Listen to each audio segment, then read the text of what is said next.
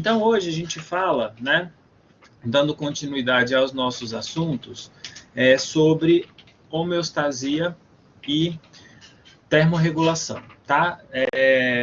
Alguns pontos aqui a gente já falou em outras oportunidades, mas eu acho importante a gente rever, até porque algumas pessoas aqui não fizeram fisiologia ou não viram todas as partes que estão aqui descritas, enfim.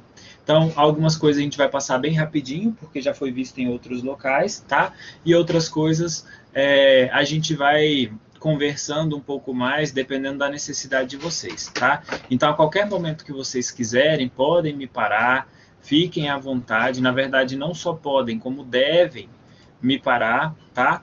E aí a gente vai conversando sobre esses assuntos que vocês acharem pertinentes, tá bom?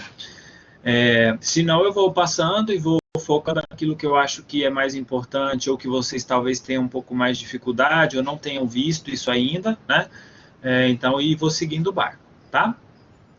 Bom, então falando de homeostasia, né, primeiramente, contextualizar vocês, homeostasia vem do grego, né, homeo, que é igual estasia de estado, né, então é um termo, né, que é muito utilizado para significar a tendência de os sistemas biológicos, deixa eu achar minha caneta aqui, os sistemas biológicos resistirem a mudanças e permanecerem num estado de equilíbrio, né?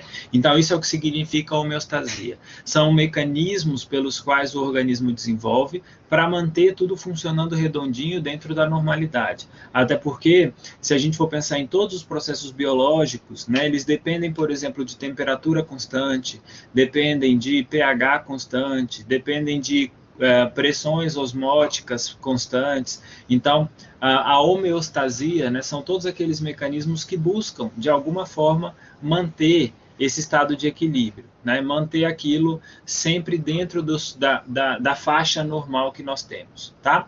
E aí, Claude Bernard, ele descreve, né, a homeostase como todos os mecanismos vitais, apesar de sua diversidade, que tem apenas a finalidade de manter constantes as condições de vida no ambiente interno.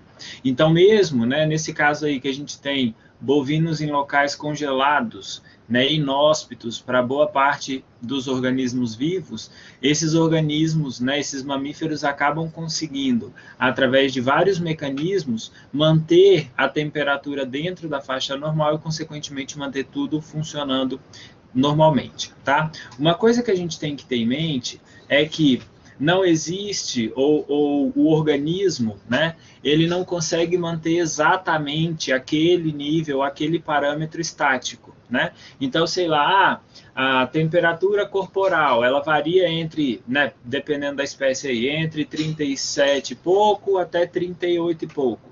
Então, a gente tem uma faixa de segurança onde, mesmo com pequenas variações, o organismo consegue trabalhar de forma normal. Então, por isso, nós temos para todas as espécies o que nós chamamos de tabelas de referência, né? Então, isso daqui, ninguém é obrigado a decorar, a não ser que você vai trabalhar só com aquela espécie pro resto da vida, né? Essas tabelas têm tudo quanto é livro de clínica e tudo mais. Então, eu sei que o meu animal, ele consegue, né, nesse processo de homeostase, ele busca uma perfeição, mas ele não consegue, na maioria das vezes, manter aquela perfeição ou manter cravado um determinado número, né? Isso é praticamente impossível. Então, por isso a gente trabalha com tabelas de referências, né? Por exemplo, aqui tem duas tabelas de parâmetros sanguíneos, né? Então, a gente tem, por exemplo, aqui para eritrócitos, uma concentração de 5,5 a 8,5 vezes 10 a sexta, né, hemácias por ml. Então, se tiver 5,5, o animal vai conseguir trabalhar normalmente, se tiver 8,5 também. Agora, se começa a ter muito menos que isso, o animal vai ter algum tipo de problema, tá? Então, se ele consegue manter, e normalmente mantém, né, em condições normais, tudo isso aqui é mantido dentro dessa normalidade, a gente pode dizer que existe homeostase, ou seja, que esse animal está em equilíbrio, tá? E essa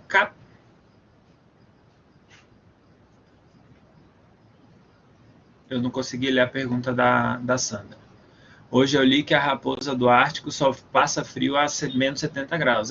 O organismo, né, é o que a gente vai comentar aqui. Os organismos, né, quanto mais adaptáveis, né, adaptados a um determinado ambiente, né, e quanto maior a sua posição na escala evolutiva, é lógico, né? Se a gente pega um local inóspito, tem lá menos 30, menos 50 graus Celsius, os organismos mais fracos eles já morreram tudo, só vai sobreviver aqueles que realmente conseguiram se adaptar àquelas condições, né? E normalmente quanto maior a posição desse indivíduo na cadeia evolutiva, né, maior é a capacidade dele de manter a homeotermia, né? Então, por exemplo, aqui tem duas situações, ó, de um ambiente aquático e do ambiente terrestre, né? Nós temos aqui peixes comparados com mamíferos e répteis também comparados com mamíferos. Então, olha só, esses organismos, né, que são ditos homeotérmicos, né, que são os mamíferos e as aves, que conseguem regular sua temperatura, eles não dependem da temperatura do meio. Então, eles desenvolveram maiores condições de manter a faixa de temperatura próximo da que ele necessita, por diversos mecanismos, né? Seja mecanismos que impedem de perder calor, ou mecanismos que ajudam na produção de maior quantidade de calor, seja através de dietas mais ricas ou através de metabolismo basal mais acelerado, né? Então, quando eu comparo parece que um slide meu sumiu aqui do lugar.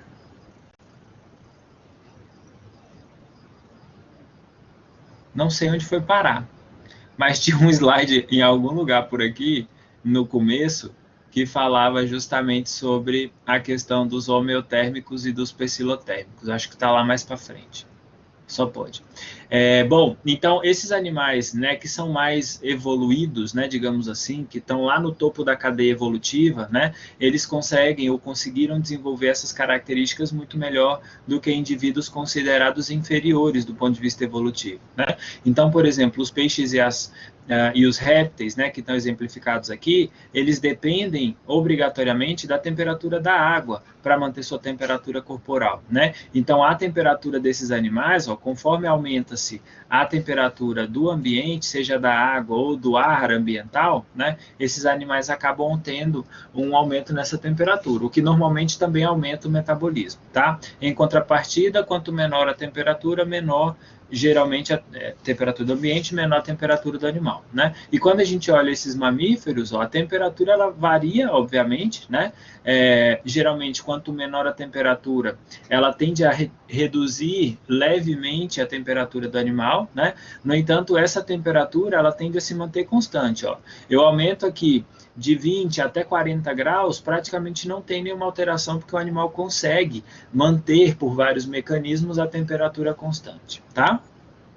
E quando a gente pensa em homeostase, em qualquer que seja a situação, nós temos um órgão que é muito importante nesse processo, que vocês já conheceram ele quando a gente falou de sistema endócrino, que é o hipotálamo, né? O hipotálamo ele é um órgão misto, que tem funções, né? Ele está no sistema nervoso central, então ele é um órgão composto por neurônios, né? Uma porção que está localizada no centro do encéfalo e ele recebe informações nervosas ou endócrinas, né? E responde isso com também sinais endócrinos ou nervosos. Então, a maior parte das condições de homeotermia, de homeostase, perdão, elas estão relacionadas com o hipotálamo, né? Então, só para vocês relembrarem, ó, aqui a gente tem a pituitária, né, a hipófise, e essa região aqui, ó, toda, deixa eu marcar de outra cor, porque de vermelho não vai dar, né?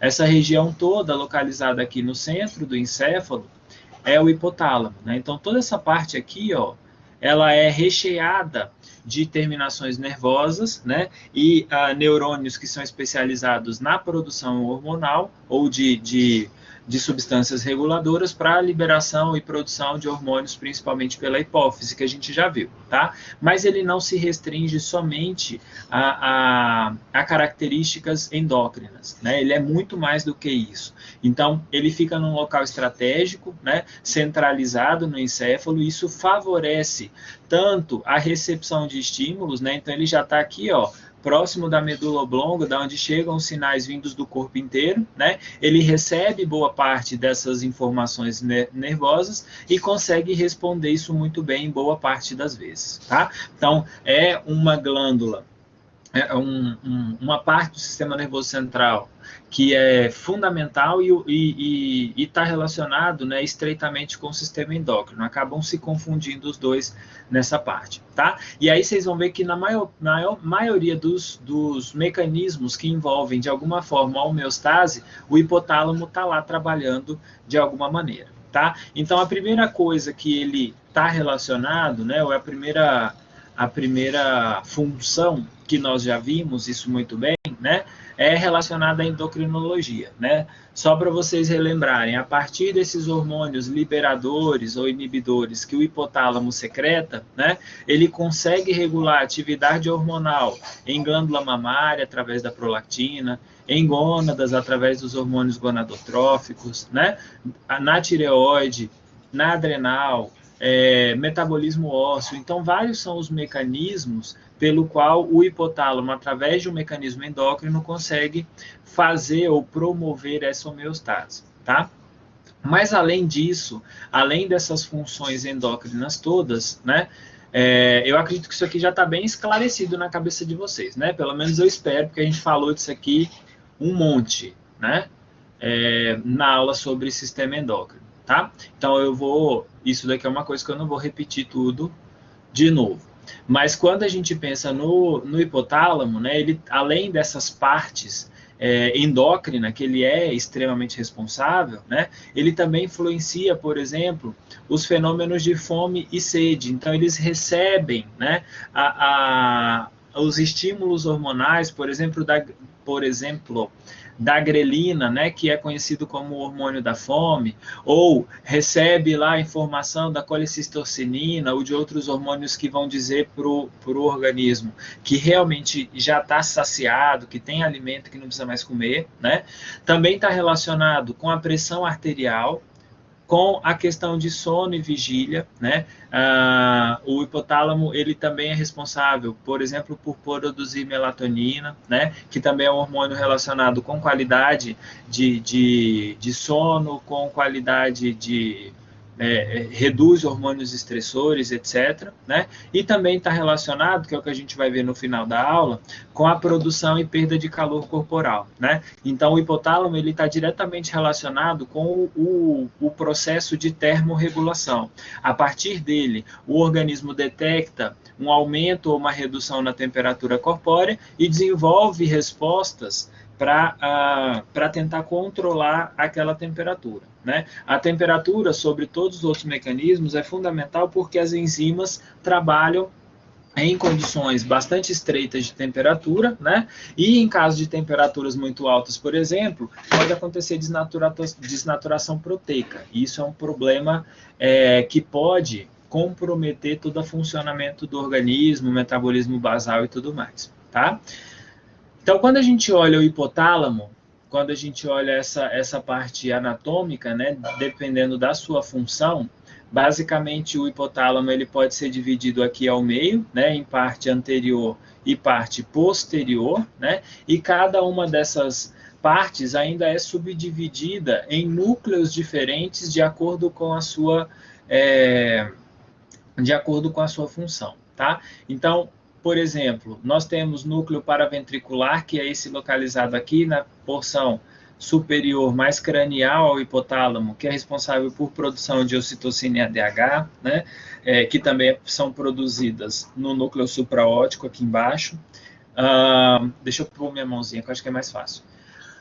Área pré-óptica medial, que está relacionada com pressão sanguínea e frequência cardíaca, tá? Então, conseguem mandar informações por sistema nervoso periférico, por exemplo, levando a uma redução desses fatores, né?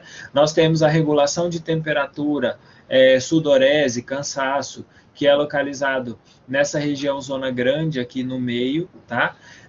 Enfim, todas essas funções, né, aumento da pressão sanguínea, midríase, calafrio, estimulação gastrointestinal, centro da fome e da raiva, aumento da pressão sanguínea, centro da saciedade, que é o núcleo ventromedial, reflexo da alimentação, centro de sede e fome, que também é regulado pelo hipotálamo. Então, cada uma dessas porções aqui, elas são responsáveis por uma função diferente. Essa regulação, esse processo, né, pelo qual o hipotálamo regula todas essas funções, ele normalmente se dá de duas formas. Ou ele se dá por um mecanismo nervoso, né, neuronal. Então, por exemplo, ligado ao hipotálamo, nós temos, de forma bastante importante, o sistema nervoso periférico visceral, o sistema nervoso periférico visceral e somático, né? E, sobretudo, a parte autônoma do sistema nervoso periférico. Então, ele acaba regulando, né, todas aquelas funções que a gente conhece de sistema nervoso simpático e parasimpático. Então, uma vez que ele recebe, né, todas as informações, ele acaba retornando para o organismo, seja através de sistema nervoso, ou seja através de compensação hormonal, né, a tentativa de chegar de novo a essa homeostase, tá?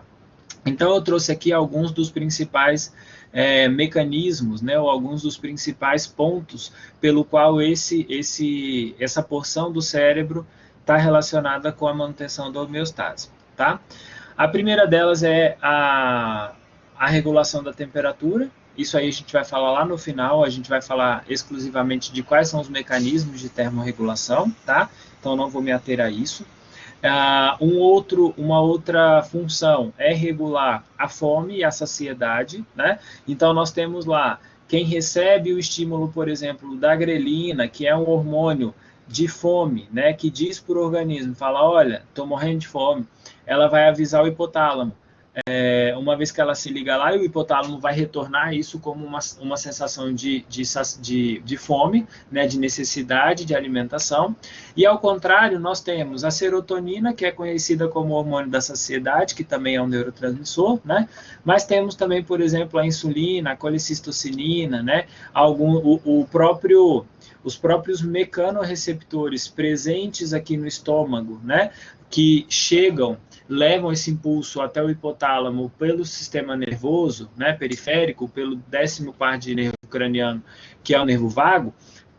Então, esse hipotálamo acaba recebendo todas essas informações, tá? Então, por exemplo, quando começa, né, um estímulo para que haja fome, é justamente o esvaziamento gástrico e a liberação de grelina. Um estímulo para que haja sensação de saciedade é o preenchimento do estômago com alimentos e a liberação de hormônios relacionados ao metabolismo desses alimentos. Então, a colecistocinina, a insulina, a lecitina, que é produzida no fígado, então todos esses acabam inibindo, né, a fome ou dando sensação para o organismo, né, sinalizando para o hipotálamo que ele não precisa, precisa sinalizar para o organismo que ele não está com fome, né, que ele não precisa comer. A partir daí, o hipotálamo também está relacionado com relação à sede, né, também está ligado diretamente à sede.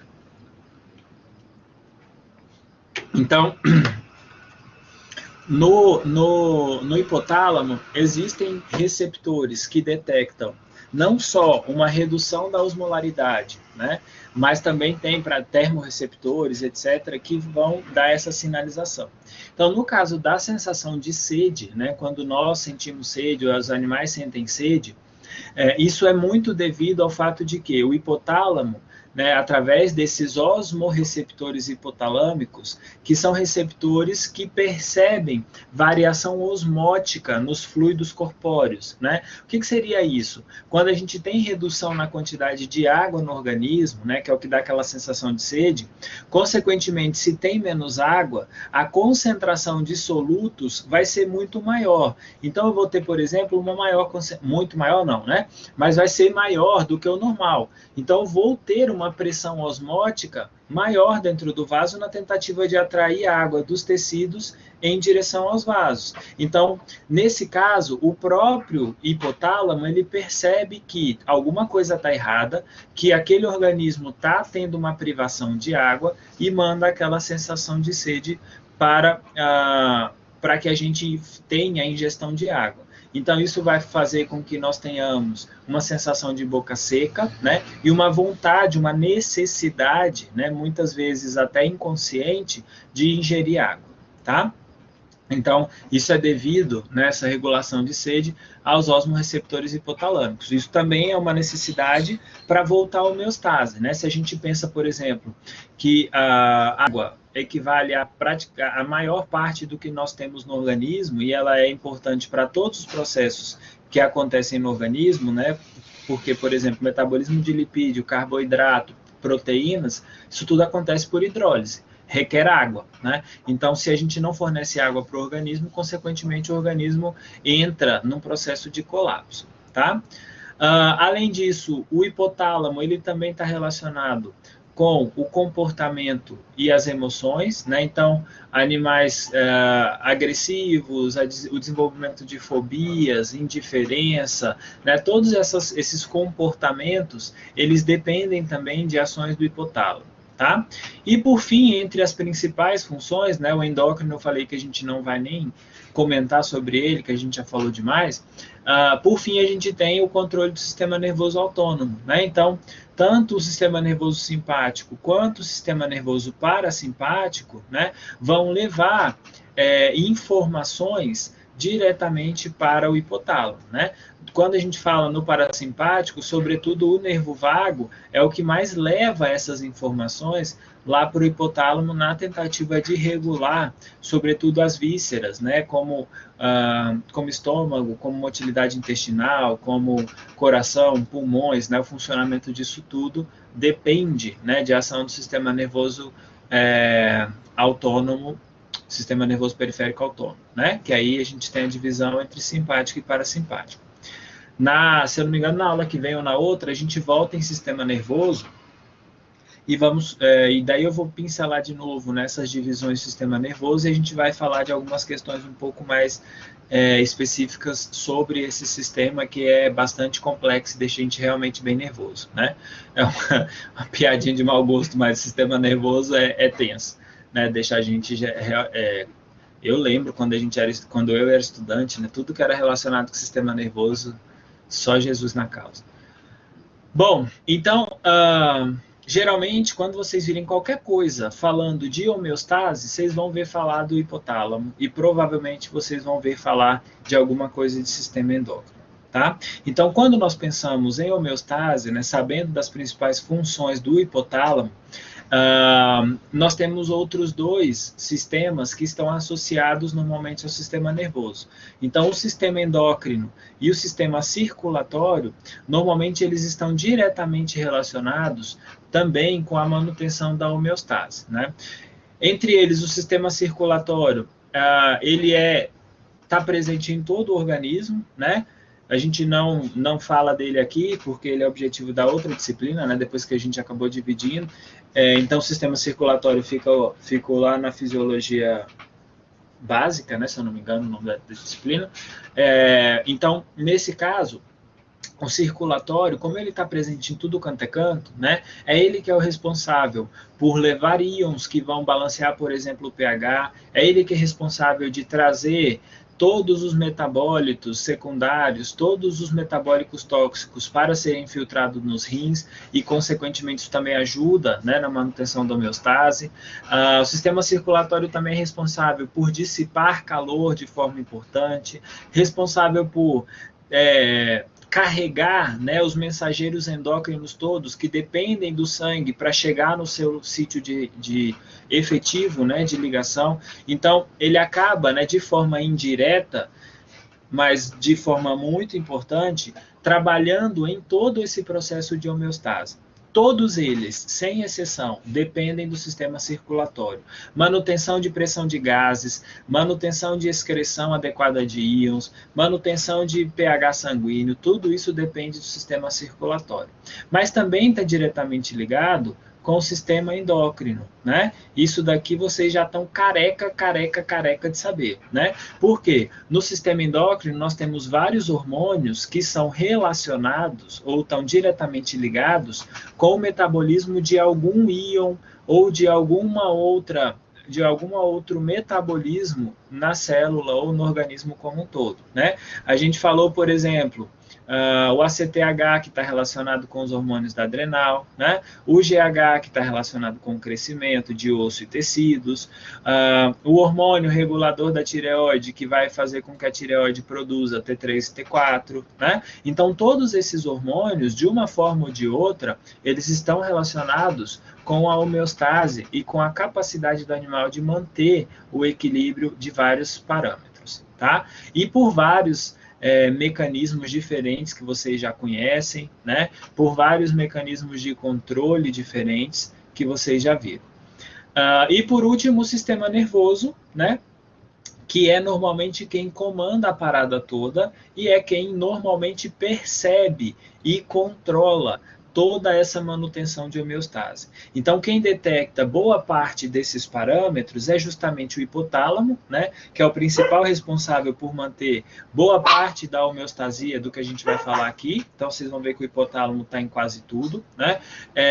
Mas o sistema nervoso é ele que recebe, interpreta e dá uma resposta para o organismo do que deve ser feito na tentativa de controlar aquilo, né? Então, ele tem receptores, ele tem condições para saber o que está funcionando ou não naquele organismo, tá? Então, basicamente, esses são os três principais sistemas, né, que estão relacionados com a manutenção da homeostase: cardiovascular, nervoso e endócrino, tá? Todos eles vocês já viram.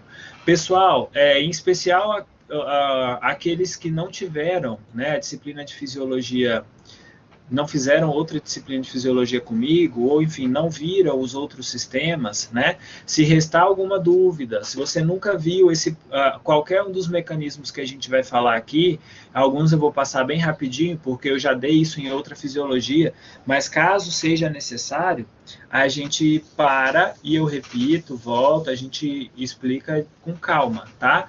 Vocês aí que chegaram agora são recentes conosco, eu não sei se a fisiologia que vocês já tiveram, se já viram esses temas, se ainda lembram, né, esses temas, então podem me parar na hora que vocês quiserem, tá, pessoal?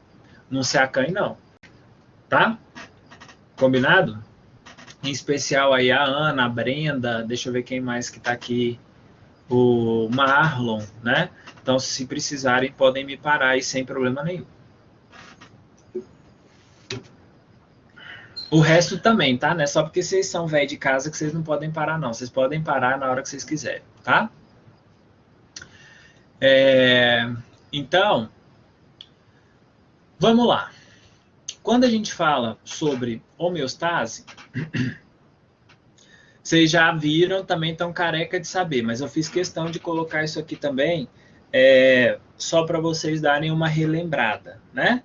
Existem mecanismos de controle que nós chamamos de feedback ou retroalimentação, né? Que são aqueles mecanismos que são responsáveis quando tem sobra ou falta de um hormônio ou do seu efeito, o organismo detecta isso e desenvolve, né? Ou possui mecanismos para controlar isso de alguma forma, né? Normalmente, como a gente já falou, o feedback negativo ele é o principal processo pelo qual acontece essa regulação da homeostase, né? Quando está sobrando o efeito, isso inibe que mais efeito daquele seja formado, e quando esse efeito está faltando, o organismo tenta compensar isso de alguma forma, né? Então, isso daqui vocês entendem, o que é feedback negativo e o que é feedback positivo, né, gente?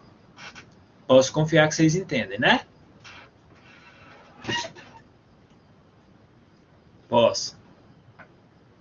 Todo mundo calou. Vocês estão com medo? É porque vocês não lembram o que é feedback negativo e positivo? Ah, então tá bom. Obrigado, Sandra.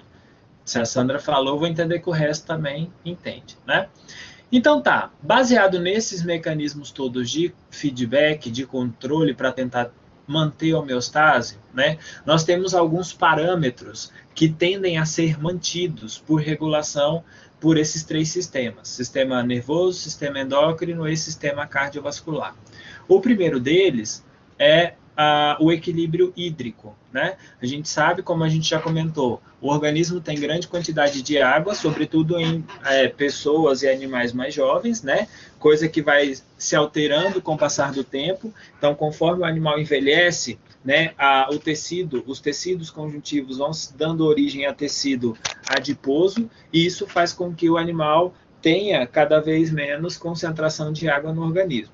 Mas, de maneira geral, em condições normais, né, 75% da água ela está no líquido intracelular e o restante, 25%, está viajando pelo organismo, seja dentro do plasma ou como líquido intersticial. Né? Então, no organismo, né, nós temos a pressão osmótica, né, ou osmolaridade, que é importante na tentativa de manter esses fluidos cada um no seu lugar. Então, por exemplo, quando a gente pensa no plasma, né, o que a gente tem no plasma que tenta manter esses processos? Geralmente vários íons, entre eles sódio, potássio, cloro e tudo mais, que ficam circulando no sangue, atraindo água para dentro dos vasos sanguíneos. Né? Em contrapartida, essa água que está no meio intracelular, né, ela também é mantida no meio intracelular por presença de íons dentro da célula. Né? Ao passo que a água no interstício, ela se deve em muito, né, ao ácido hialurônico, que é um componente que busca manter ou segurar, né, da estrutura ou fornecer uma condição osmótica para que essa água se mantenha no interstício e não ceda nem para o vaso e nem para dentro da célula. Qualquer desbalanço nesse equilíbrio hídrico, né, um exemplo clássico que a gente tem é isso daqui, ó, a anasarca, né, que é um inchaço generalizado no organismo. Então, tem um inchaço na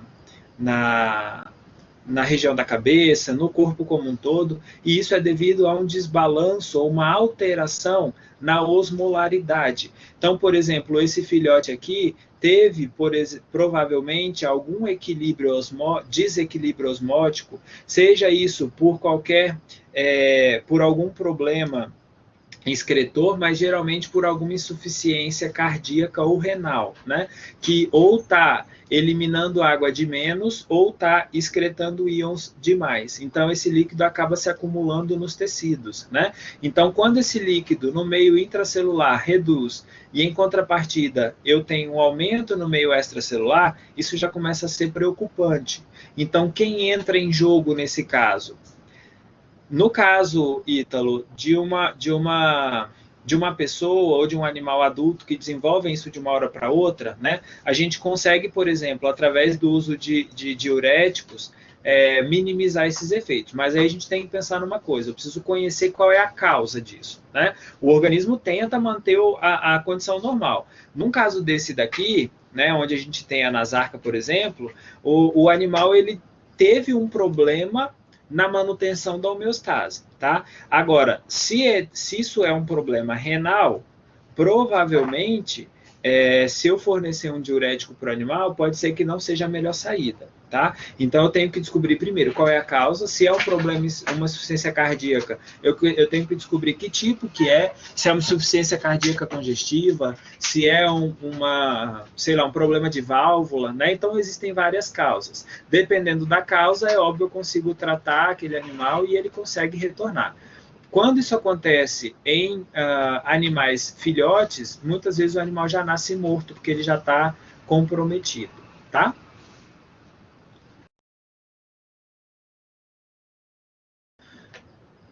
Então, quem que é que ajuda a regular a homeostase? Né? A gente falou lá do chefão, do dono da porra toda, que regula a homeostase, que é o hipotálamo. Né? Então, basicamente, é ele quem detecta alterações importantes na osmolaridade e trabalha para resolver isso. Como?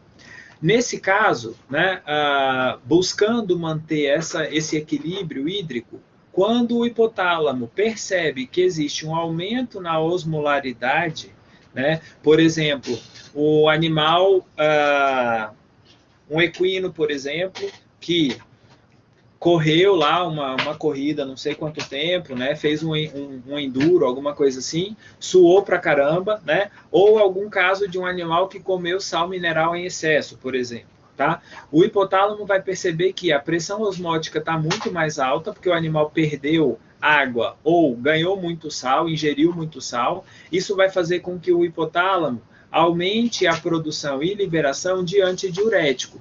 que o antidiurético faz? Ele impede a liberação de mais água. Então, isso faz com que a água seja acumulada. A partir do momento que ela não é eliminada pelos rins, ela vai sendo acumulada no organismo. E também o hipotálamo ativa o centro da sede, fazendo com que esse animal estimule o hábito, né, ou aumente o hábito de ingerir água. Tá? Então, isso acontece quando tem alta osmolaridade. O que é uma alta osmolaridade? Eu estou tendo muito sal no vaso, né? Eu estou tendo muito... A minha concentração de íons nos vasos ela está muito alta e isso está fazendo com que a água seja mobilizada dos tecidos e das células em direção ao vaso, por exemplo. Isso não é legal, né? Então, na tentativa de impedir isso, o organismo acaba impedindo tanto a eliminação renal quanto aumentando a ingestão de água. Agora, quando esse animal, por qualquer motivo que seja, ele diminui a osmolaridade, vocês querem verem um exemplo? Nesse tempo agora de seca, né? Vocês humanos aí, que vocês conseguem perceber bem isso, passa aí um dia inteiro e toma lá 500 ml de água. Que frequência você vai ao banheiro? Normalmente com uma frequência baixa e a urina sai extremamente concentrada, né? Fica aí a tarde inteira sem beber água. Aí vai no banheiro à noite, aquela urina que sai chega grossa, né? Amarela, quase alaranjada, de tão concentrada. Então, isso quer dizer que você está passando por um momento onde você não ingere água e está perdendo água por algum motivo e o organismo está tentando reter essa água ao máximo. O que ele faz? Diminui a excreção renal de água. Agora, você faz igual eu, né? A cada aula eu devo beber umas 3 dessa daqui, uma aula de 2h30. Então, no intervalo, eu tenho que correr no banheiro para esvaziar a bexiga, né? Para fazer um xixizinho. O que acontece? A minha urina vai sair muito transparente, porque a quantidade de água que eu estou ingerindo é tão alta que isso faz com que a minha pressão osmótica, ou seja, a minha osmolaridade, reduza. Então, eu vou ter muito líquido para pouco sal, isso também é prejudicial. Vai fazer com que as células comecem a ficar tudo encharcadas, se o organismo não fizer nada. Então, o que o hipotálamo detecta que eu estou aqui bebendo água feito um louco? Ele vai diminuir a produção de ADH, né? Só lembrando, ADH é o antidiurético, então ele impede a eliminação ou a excreção renal de água, né? E, além disso, conforme não tem mais ADH, acontece um aumento da diurese. Então, você vai no banheiro muito mais vezes. Além disso, isso reduz a sua sede, né? Eu estou bebendo água aqui, mas não é porque eu estou com sede, é porque minha boca fica seca e eu vou bebendo água incansavelmente. Então, são esses dois mecanismos, né, que acabam tentando regular esse processo todo de manutenção da osmolaridade.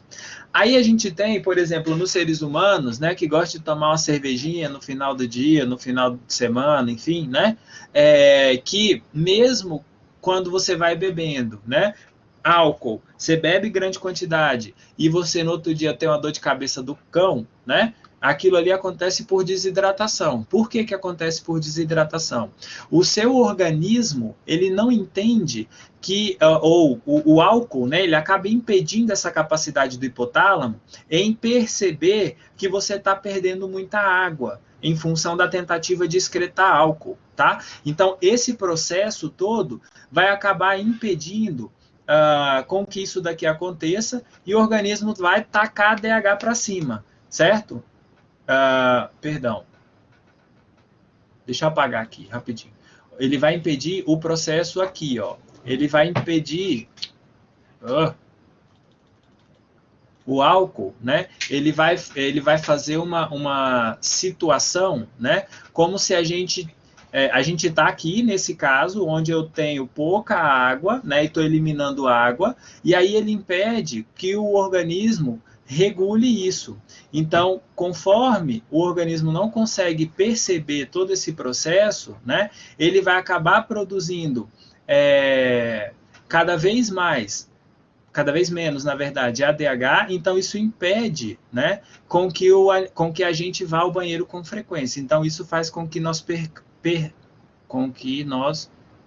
Ixi, não sei conjugar o verbo nesse jeito, mas faz com que a gente não consiga perceber, né, que está faltando água e que mesmo assim o organismo continua eliminando mais e mais água, né? Ele entende como se a gente estivesse com água em excesso e na verdade é justamente o oposto, tá? Então por isso que se a pessoa não beber muita água ao passo que está bebendo álcool, ela vai ficar desidratada porque o organismo está entendendo como se o organismo tivesse lá grande quantidade de água sobrando, tá? Então, o hipotálamo, nesse caso, ele também é o ator principal desse processo. É ele que regula o processo de equilíbrio osmótico e equilíbrio hídrico nos animais, tá?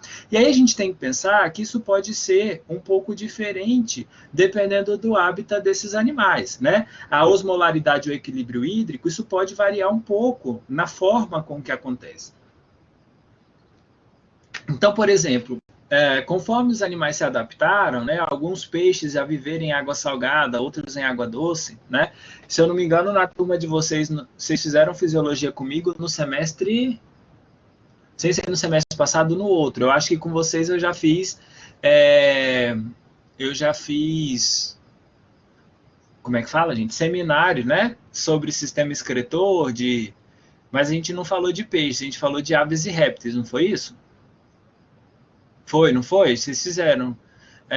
Então, muito semelhante ao que a gente teve, né, lá para aves e répteis, para peixes é um pouco semelhante, ou seja, aqueles animais que têm água salgada, que estão em água salgada, eles têm uma maior entrada de água salgada conforme eles nadam, seja para respirar ou seja durante o processo de alimentação.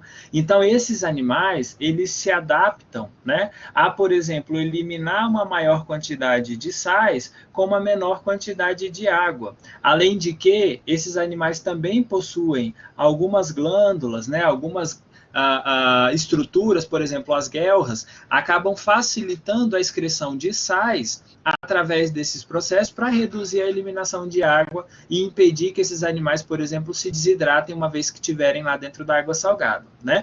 Ao contrário, um peixe de água doce, por exemplo, né, ele ingere baixíssimas quantidades de íons através da boca, né? Então, em compensação, ele ingere muito mais água, né? Ele ingere tanto junto com os alimentos, né, e tudo mais, mas ele também ingere absorvendo através das brânquias, e quando acontece o processo de excreção desses animais, eles vão excretar uma menor quantidade normalmente de íons com uma maior quantidade de água. Então isso depende muito de qual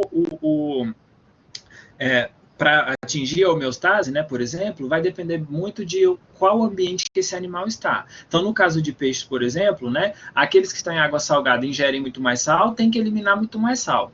Mas o sal ele é eliminado como, na maioria das vezes? Diluído em água. Então, no caso dos peixes de água salgada, eles não podem se dar ao luxo de diluir isso em água. Então, eles desenvolvem, por exemplo, excreção através das brânquias, né? Ou excreção de uma quantidade, né, de excretas muito mais concentradas do que aqueles peixes de água doce, tá? Um outro exemplo, e esse daqui eu acho que vocês falaram quando vocês fizeram lá os seminários, né? É a regulação dessa osmolaridade em aves, né? Aves que vivem em ambientes aquáticos de água salgada, né? Por exemplo, esqueci o nome do bicho. Enfim, esses pássaros. Gente, me fugiu o nome. Eu estava com o nome aqui para falar. Deixa eu ver se tem o nome aqui. Me fugiu o nome. Mas essas aves que têm hábito de vida, né? Gaivota, obrigado. Essas gaivotas, né, albatroz, patos, tem algumas espécies de marrecos, patos selvagens que vivem em região de ilhas, por exemplo, no meio do mar, eles dependem quase que exclusivamente de água salgada para repor, né, a sua osmolaridade, né, seu equilíbrio eletrolítico, né? Se a gente ficar por conta de só beber água salgada, a gente vai morrer desidratado e vai morrer de pressão alta, né? Só que essas aves que têm hábito de vida aquático em regiões marítimas de água salgada, né, elas desenvolveram aqui próximo à região dos olhos, né, na região superior às pálpebras, saindo aí próximo do canal lacrimal, existe uma glândula que é chamada glândula de sal. É glândula de sal mesmo, tá? Porque essas glândulas, elas têm capacidade de reter o sal que vem pela circulação sanguínea e excretar isso com a menor quantidade de água possível. Como que o peixe de água... Espera aí, deixa eu ver. Como que o peixe de água salgada consegue água para o seu corpo, Vitor? É exatamente isso que eu estava falando aqui, ó. A água, né, ela vem juntamente, né, com a comida ou simplesmente através, né, de absorção pela cavidade oral, certo? Só que quando essa água vem, né, quando essa água disponível para o animal vem da água do mar, ela vem com grandes quantidades de sódio, né? Então o animal desenvolve um mecanismo de ele ingere água com altos teores de sais e, consequentemente, ele excreta grande quantidade de sais, seja pelas brânquias, né, através de alterações osmóticas, né, ele acaba perdendo sais para a água, né, salgada, ou ainda através da excreção renal, né? Nesse caso, diferente dos de água doce, os de água salgada eliminam menos água através da urina, né? Através da excreção renal, e, consequentemente, essa urina sai muito mais concentrada, tá? Então, não é que ele utiliza de água de outra fonte, não. Ele vem, né? Óbvio, um peixe vai comer o outro, vem ali uma grande quantidade de água através do alimento. Mas uma boa quantidade, ela vem também daquela água salgada. O importante é que durante esse processo de evolução, os peixes de água salgada conseguiram desenvolver mecanismos através de excreção renal, através de excreção pelas brânquias, por exemplo, ou mesmo através de outras porções do corpo, como glândulas específicas, para eliminar muito mais sal, sem que houvesse a eliminação concomitante de grandes quantidades de água, né? Porque se eliminar muita água também vai haver um problema de desidratação, né? É parecido com o que as aves desenvolveram. Elas utilizam água salgada, né? E desenvolveram esse mecanismo aqui das glândulas de sal para que elas consigam excretar boa quantidade de sais, né, sobretudo sódio, que está presente em grande quantidade, e ao mesmo tempo reduzirem a excreção de água, né? Então, se é a única água que ela tem, vamos lá, vamos excretar esse sal de algum jeito e aproveitar aquela água que está sendo fornecida, certo? Respondi sua pergunta, Vitor? Isso, aí os répteis também têm mecanismos parecidos, alguns deles que vivem em regiões litorâneas, né, ou regiões de ilhas, etc., né, eles têm glândulas de sal semelhante ao que acontece nas aves também, e em alguns casos, né, para mamífero, no caso de répteis terrestres, e aí já não tem a ver mais com a ingestão de água salgada, mas com a pouca ingestão de água, né?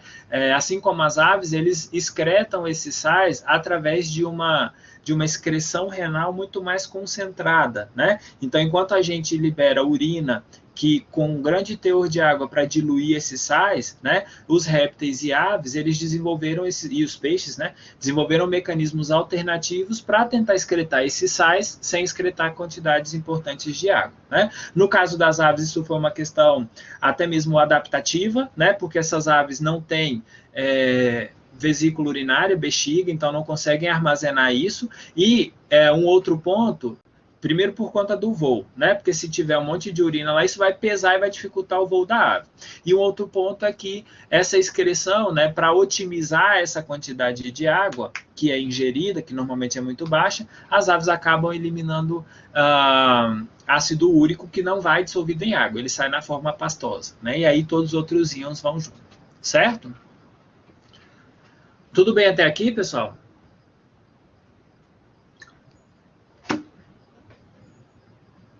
Beleza? Tá. Se quiserem, pode ir me parando aí. Uma outra questão que também está relacionada com a homeostase, né, é a manutenção do equilíbrio de gases, né?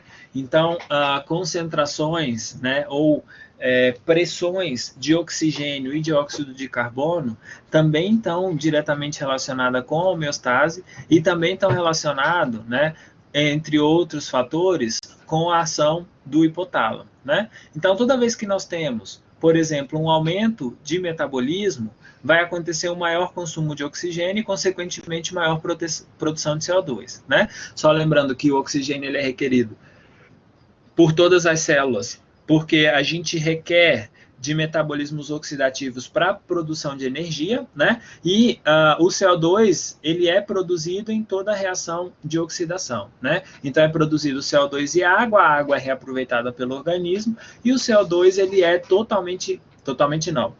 O CO2 excessivo ele é excretado, né, através do aumento da frequência respiratória. Então, uma vez que aumenta-se essas condições, tanto de consumo de oxigênio e aumento de CO2, da produção de CO2, é necessário que haja um aumento da frequência respiratória, na tentativa de fazer com que haja um aumento da quantidade de oxigênio entrando no organismo e, ao mesmo tempo, a gente tem uma redução nas taxas de CO2. A gente vai ver que isso daí é importante até certo ponto, né, para manter a homeostase, mas se esse aumento da frequência respiratória perdurar por muito tempo, ou ainda, se ele for muito além daquele que é necessário, isso pode levar a uma reação que nós chamamos de acidose ou alcalose metabólica. Tá? Então, por exemplo, se a gente pensa num animal que está lá numa altitude, né, por exemplo, lá num monte, numa montanha, em alguma coisa, ele provavelmente vai ter menor pressão parcial de oxigênio. Então, isso vai fazer com que haja um aumento da frequência respiratória na tentativa de aumentar a quantidade de oxigênio no sangue e, consequentemente, isso vai levar a uma melhora na oxigenação das células. Além disso, né, outro mecanismo que ajuda nesse processo de equilíbrio dos gases, né, além da alteração da frequência respiratória, é o aumento da eritropoetina renal. Então, quando os rins detectam que acontece ou que está acontecendo uma menor concentração de oxigênio, que está faltando oxigênio para as células, né? O rim secreta eritropoetina, né? Que vai agir diretamente na medula óssea e no baço, fazendo com que haja um aumento da produção na quantidade de hemácias, né? Na tentativa de que, bom, se eu tenho pouco oxigênio, se eu tenho uma pressão baixa, vamos tentar aumentar a quantidade de hemácias e, consequentemente, reduzir a frequência respiratória, né? A gente vai ver daqui a pouco que um aumento da frequência respiratória de forma persistente, ele pode passar a ser prejudicial para o organismo, né? Então, isso daqui a gente falou quando nós estávamos falando lá de sistema respiratório, né? Então, se existe qualquer local onde tenha, né, ou alteração de entrada de oxigênio por uma obstrução, por exemplo, no trato respiratório, se eu estou num ambiente que tem menores pressões de oxigênio ou maiores pressões de CO2, isso pode alterar consideravelmente a pressão de oxigênio no sangue. A partir daí, o que pode acontecer é que esse oxigênio, a falta dele, né, vai fazer com que haja uma quantidade maior de hemácias. É o que a gente falou lá, que é aquela questão de adaptação, né? Um jogador, por exemplo, que nunca viajou para uma altitude a 2.000, 3.000, 4.000 metros de altura, né, e vai ter que jogar bola, né? Eu dei exatamente esse exemplo quando a gente estava falando lá de sistema respiratório, né?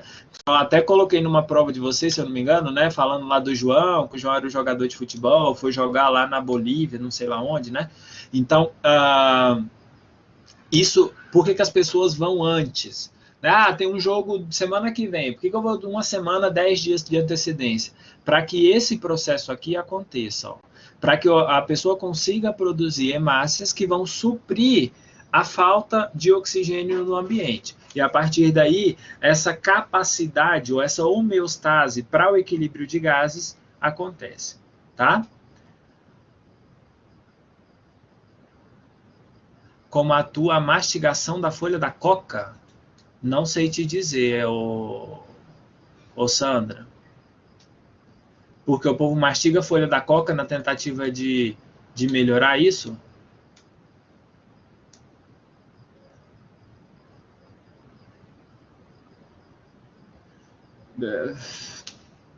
Não sei te dizer. No intervalo eu vou procurar e vou ver se eu descubro alguma coisa. Tá? Às vezes ela tem alguma substância que vai aumentar a eritropoetina, alguma coisa assim. Não sei te dizer ao certo. Tá? Mas na hora do intervalo eu vou dar uma procurada nisso aí. Fiquei curioso. Deixa eu até anotar aqui. Folha da coca. Se eu procurar digitar aqui na internet folha da coca, né, o povo vai pensar que você teve uma hipóxia ambiental. Muito bem, João. Você está lembrando, hein, João? Que isso, parabéns. Tá, Sandra? Eu não sei te dizer, mas eu vou procurar aqui, tá? E depois do intervalo eu te respondo. O João mastigou coca? Foi, João? Tá certo. Pessoal, tudo bem até aqui? Deixa eu ver aqui o que mais que a gente tem para frente, falando... isso aqui é de equilíbrio ácido-base, eu acho que a gente fala na... Não, dá tempo de falar. Bom, então, ainda nesse equilíbrio de gases, estreitamente relacionado com esse equilíbrio de gases, com função respiratória, etc., nós temos o equilíbrio ácido-básico. Meninos que chegaram aí esse semestre com a gente, vocês viram o equilíbrio ácido-básico? Já em alguma outra possibilidade?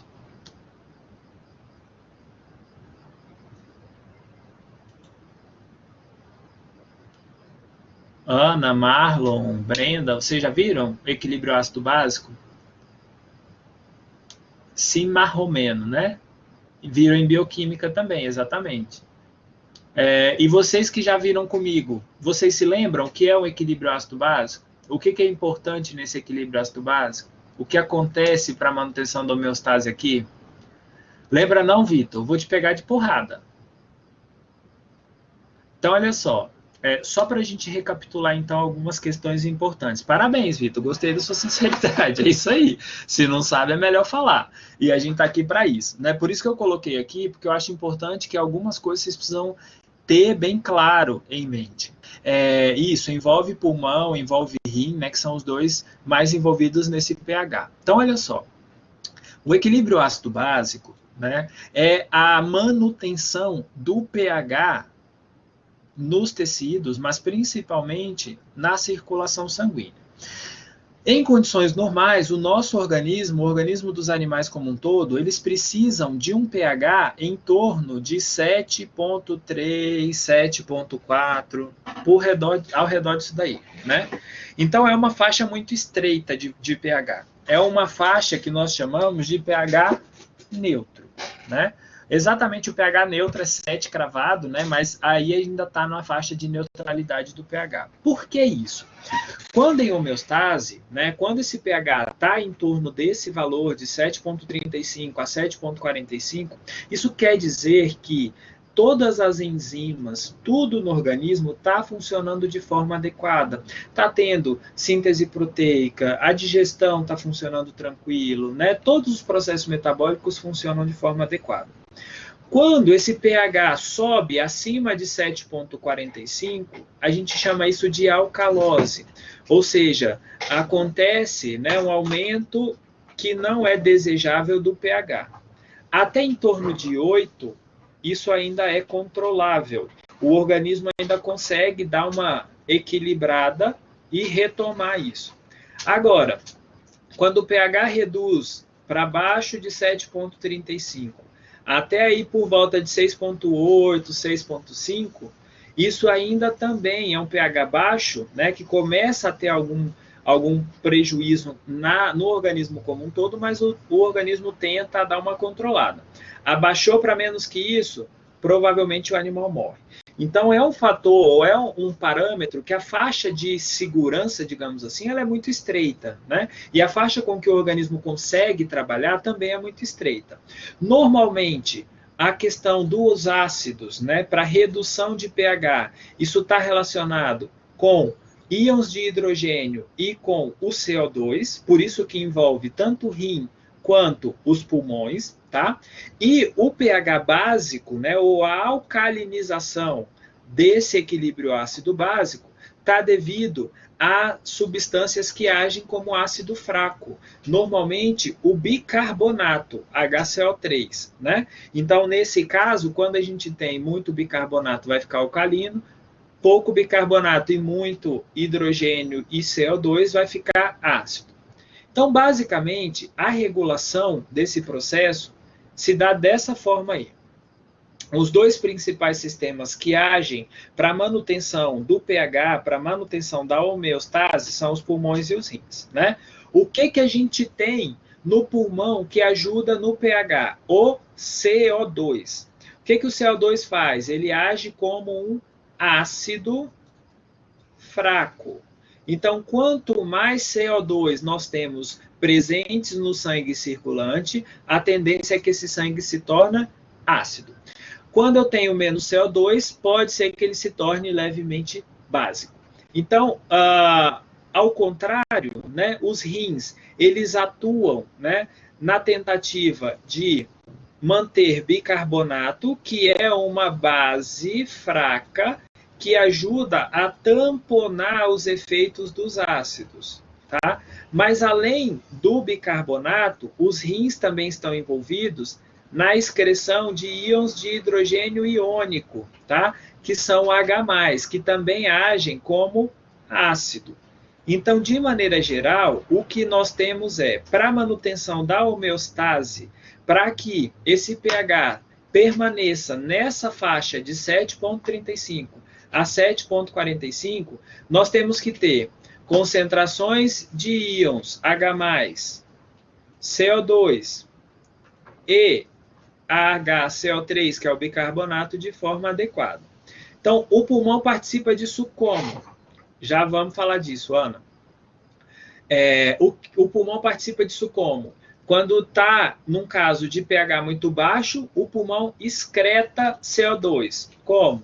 Aumentando a frequência respiratória. Quando o pH está alto, está básico e eu preciso acidificar, o pulmão tenta reter de alguma forma o CO2. Com isso, há uma redução na frequência respiratória. Tá? Então, respira muito, aumenta a frequência, excreta CO2, o sangue se torna alcalino. Respiro de menos, diminuo a frequência respiratória, eu retenho o CO2, que é ácido, o sangue tende a ficar mais ácido.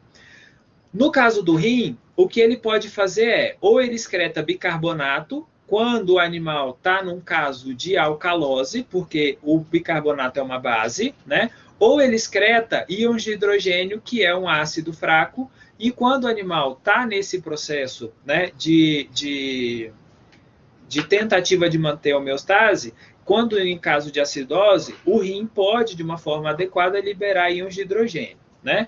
A gente também tem que levar em consideração que, apesar desses dois órgãos serem os mais importantes, né, existem outros. Por exemplo, a anidrase carbônica, que está presente nas hemácias, que também tem essa função, ó, de adicionar ou remover íons de hidrogênio e íons de bicarbonato. Né? Então, isso tem que ser muito bem... a gente tem outros, pode ter outros processos, né? A gente já falou disso em outras oportunidades, mas nesse caso aqui, os principais são pulmão e rins, tá? E aí, geralmente, um caso onde eu tenha muito ácido é chamado de acidose, um caso onde o pH está muito básico é chamado de alcalose. E, basicamente, isso pode acontecer de duas formas, ou por dois motivos diferentes, né? A acidose e a alcalose podem ser metabólica, por algum problema renal ou por algum problema, né, de diabetes, enfim, algum problema de ordem metabólica, né? Por exemplo, a acidose, né, que é uma redução do pH, pode ser devida a diabetes mellitus, a exercício extenuante, onde há uma produção exagerada, né, de ácidos fracos, né? O animal que tem uremia, por exemplo, e em caso contrário, animais que estão vomitando, eles vomitam e levam embora ácido clorídrico, então a absorção do ácido clorídrico lá pelos intestinos reduz, isso aumenta consideravelmente o pH, isso é chamado de alcalose metabólica, né? Ingestão, né? Tem muita gente que toma aí bicarbonato o tempo inteiro para estômago, né? Isso pode levar a um processo de alcalose metabólica. Normalmente, quando a alcalose ou a acidose são metabólicas, a compensação ela é pulmonar. Então, se eu tenho qualquer um desses problemas aqui, quem vai tentar contornar isso é o pulmão, certo? Como? Se está ácido, ele excreta CO2. Então, se está ácido, o pulmão age na tentativa de reduzir a quantidade de CO2 no sangue, certo? Se está básico, o pulmão hipoventila na tentativa de aumentar as concentrações de CO2 no sangue, tá? Agora, quando o problema é justamente o pulmão, por causa de uma hiper ou hipoventilação, a compensação ela vai ser renal. E aí o rim pode agir de duas formas distintas. Ou ele vai agir, no caso da alcalose respiratória, diminuindo, né, buscando diminuir os íons de bicarbonato, então vai ter maior excreção de bicarbonato, né? E, em consequência, uma maior reabsorção ou menor excreção de íons de H+, que agem como base, como ácido fraco na tentativa de tamponar isso. Se o animal tem um caso de acidose respiratória, aí é justamente o oposto. Os rins vão tentar aumentar a reabsorção e diminuir a excreção de bicarbonato e, consequentemente, se está ácido, aqui é menos. Se está ácido, ele vai tentar excretar muito mais íon de hidrogênio que age como ácido, tá? Então, basicamente, são essas 4 condições que nós temos. Acidose ou alcalose, que podem ser metabólica ou respiratória, e a compensação vai depender da causa dessa acidose ou dessa alcalose, tá? Deixa eu ver o que foi que a Ana perguntou aqui há um século atrás. O que poderia causar uma alcalose? Isso aqui que a gente comentou, né, Ana? Problemas na absorção de ácidos, como, por exemplo, o vômito, né? A ingestão de grande quantidade de algum medicamento, né, ou alguma coisa assim que tem um pH mais alcalino, ou simplesmente, num caso de alcalose respiratória, é quando o animal está, por exemplo, o João, né, o exemplo que eu dei lá na prova deles, né, quando a gente fez fisiologia. O João foi lá para uma altitude, não estava adaptado, e na tentativa de compensar a falta de oxigênio, ele respirava além do normal, com uma frequência respiratória muito alta.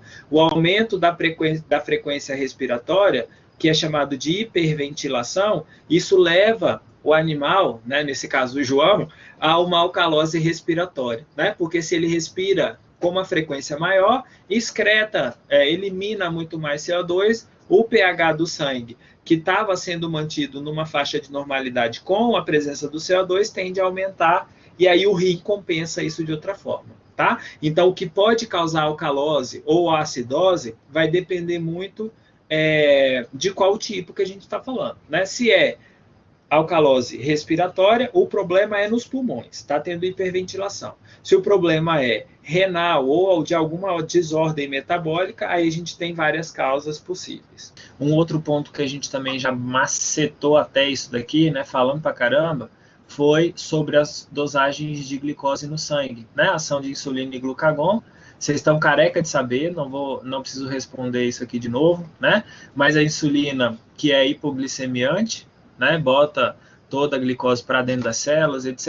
E o glucagon, que tem função oposta, agindo como hiperglicemiante. Então, esses dois funcionam por feedback negativo também, né?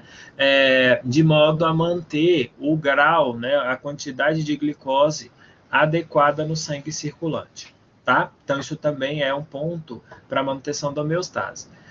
A gente também tem uma outra questão, que é o equilíbrio do cálcio. Nós também falamos, né? Se eu não me engano, nós focamos lá bastante no paratormônio e na calcitonina, não é isso?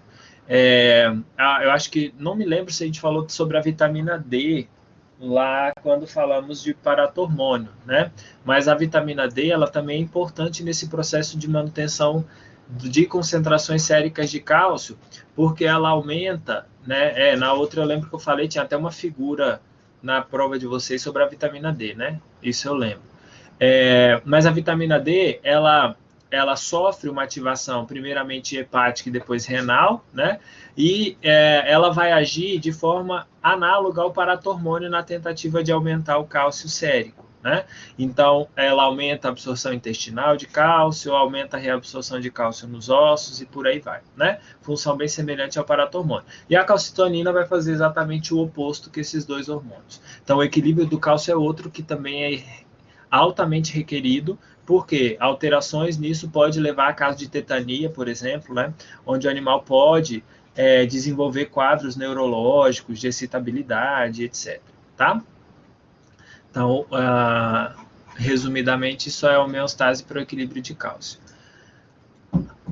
E outra questão que a gente tem é a termorregulação, né? A gente vai falar sobre isso daqui a pouco, mas de forma resumida, esse processo age na tentativa de aumentar a temperatura em caso de animais que sofrem de frio ou reduzir a temperatura em caso de animais que estão em locais com bastante calor. Tá? A gente vai falar sobre alguns mecanismos ali, e aqui eu deixei de amarelo, ó, bem destacado, ao aumento de metabolismo de gordura quando o animal está com frio, né?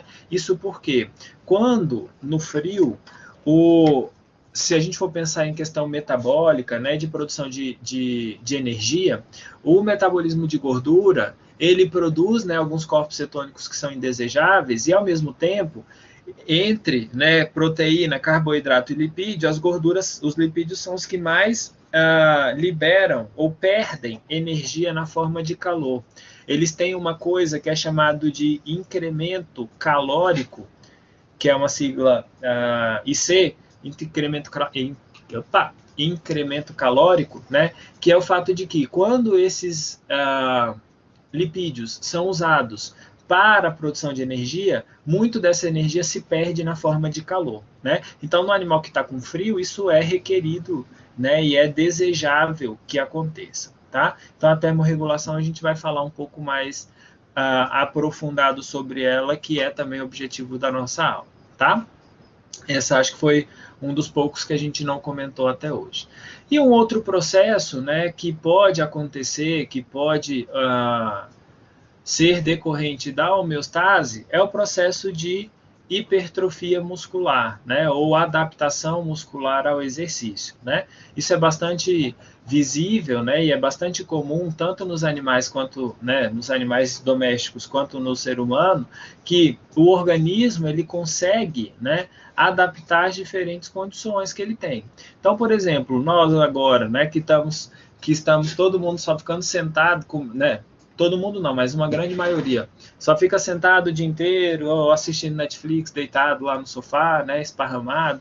Então, isso pode fazer, por exemplo, com que haja uma hipotrofia, ou seja, uma redução no tamanho dos músculos, né, no volume desses músculos. Ao contrário de que um animal que está em exercício intenso e frequente, ele vai ter hiperplasia e hipertrofia da musculatura. Tá? Então, também é uma forma de adaptação, é uma forma de manutenção de homeostase que está dependente aqui da quantidade de exercício e, consequentemente, o quanto de carga que esse animal carrega, esse músculo consegue se adaptar para dar mais estrutura, né? As fibras musculares todas, né, elas se multiplicam, aumentam de tamanho, na tentativa de suportar aquele peso e aquele exercício, né, que muitas vezes é intenso, tá? Então, esses são os principais pontos referentes à questão da homeostase para a manutenção, né, do metabolismo normal dos animais. Até aqui tudo bem?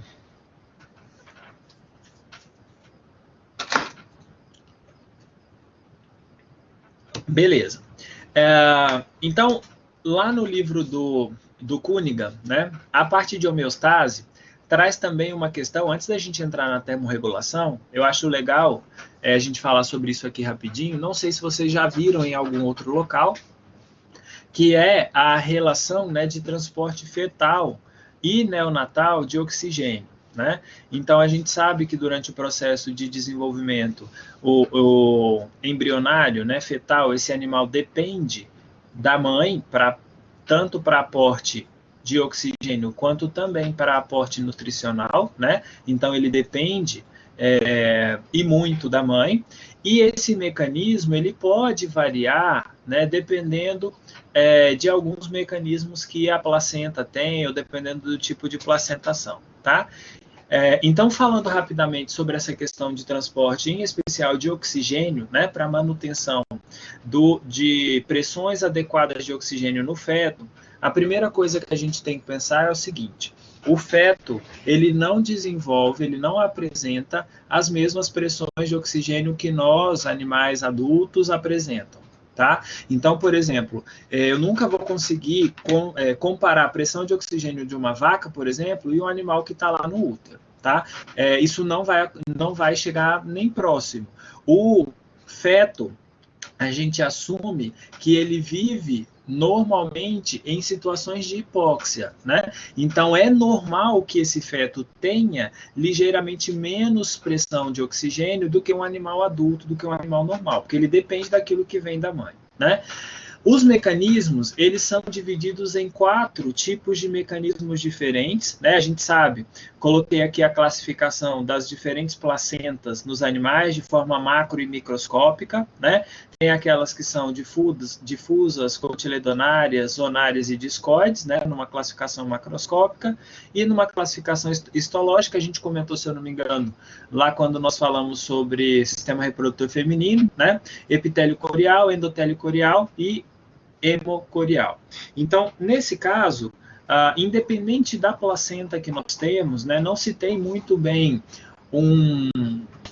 uma definição sobre qual desses mecanismos é predominante, mas acredita-se que essa troca de oxigênio entre mãe e feto, ela possa acontecer por 4 mecanismos diferentes em todos os tipos de placenta. Tá? Então, em zonas diferentes dessa placenta, em locais distintos, pode acontecer todos os 4 mecanismos, independente do tipo de placentação que a gente observa no animal. O que se considera normalmente mais, mais eficaz nesse processo todo, é o mecanismo que é chamado de contracorrente, né? É o mesmo mecanismo que a gente tem lá na termorregulação testicular. Então, enquanto o sangue materno corre em uma direção, o sangue fetal ele corre na direção oposta, né? E uma vez que há a sobreposição, a proximidade desses 2 vasos sanguíneos, né? Aquele sangue oxigenado que passa tão próximo do sangue do filhote, do feto, sem oxigênio, com uma pressão de oxigênio muito baixa, isso faz com que a diferença de pressão atraia oxigênio para dentro do sangue fetal. Tá? Então, dos mecanismos é esses, e acredita-se, né, que esse seja o mais eficaz. Tá? Existe também alguns mecanismos que são mecanismos simultâneos. Né? O que são mecanismos simultâneos? O que é um mecanismo de troca gasosa simultâneo? É aquele onde o sangue da mãe e do feto, eles correm lado a lado, mas todo mundo para a mesma direção. Então, ao mesmo tempo que o sangue oxigenado da mãe corre numa direção X, o sangue do feto corre na mesma direção, tá? Então, isso é um pouco menos eficiente do que o mecanismo de contracorrente, mas também é um possível mecanismo de trocas gasosas entre o sangue da mãe e o sangue fetal, tá? Pode acontecer também corrente cruzada, né? Lembrando que isso, dependendo do local da placenta, podem acontecer todos esses mecanismos, tá? Então, por exemplo, o sangue da mãe, ele passa, né, próximo lá à placenta, por exemplo, já na divisa ali, né, do que seria sangue fetal e sangue materno, né?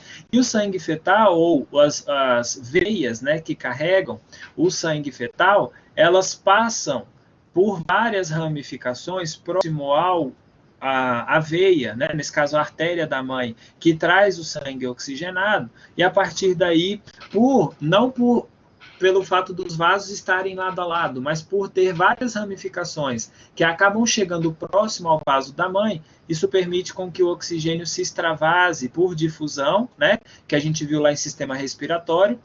Por difusão simples, ele acaba migrando do local mais concentrado, no sangue da mãe, para um local um pouco menos concentrado, tá? E uma outra situação, então nesse caso aqui, ó, do sangue materno, em corrente cruzada, o sangue está corrente, ele está passando ali, né, com fluxo frequente.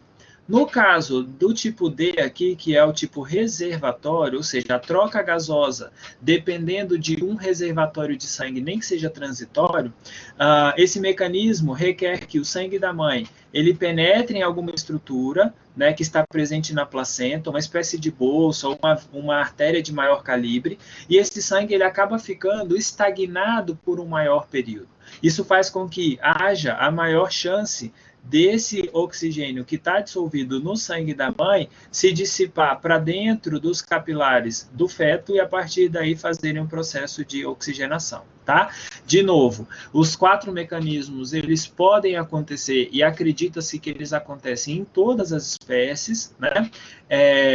Então, o que muda basicamente é o fluxo sanguíneo e a forma como isso acontece, tá? Então, basicamente assim, o feto, por diferentes maneiras, ele consegue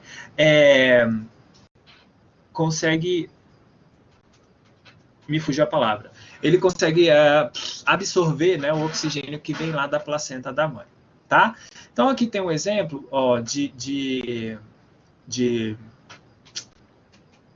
um útero, né, de uma placenta, uma parte fetal e a parte materna em uma égua, né? E aqui, ó, a gente tem o fluxo sanguíneo seguindo essas setas aqui. Então, o sangue arterial na artéria da mãe chega, né, até a parte do corealantoide, né? Aqui deixa eu pôr meu dedinho aqui.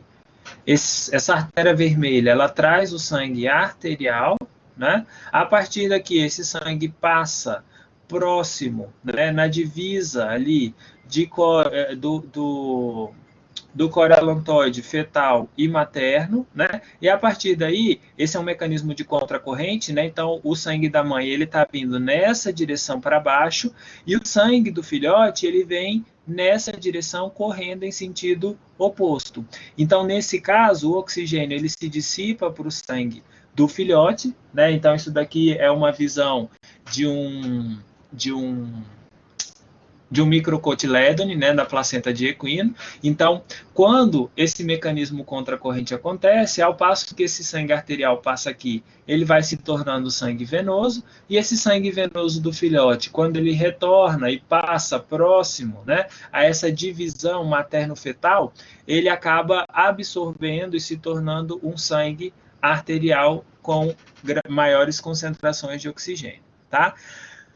Uma espécie que tem isso descrita de forma já bem estabelecida é nas ovelhas, tá? E eu coloquei essa imagem só para vocês verem, ó, a diferença na saturação de hemoglobina relacionado ao feto e à mãe.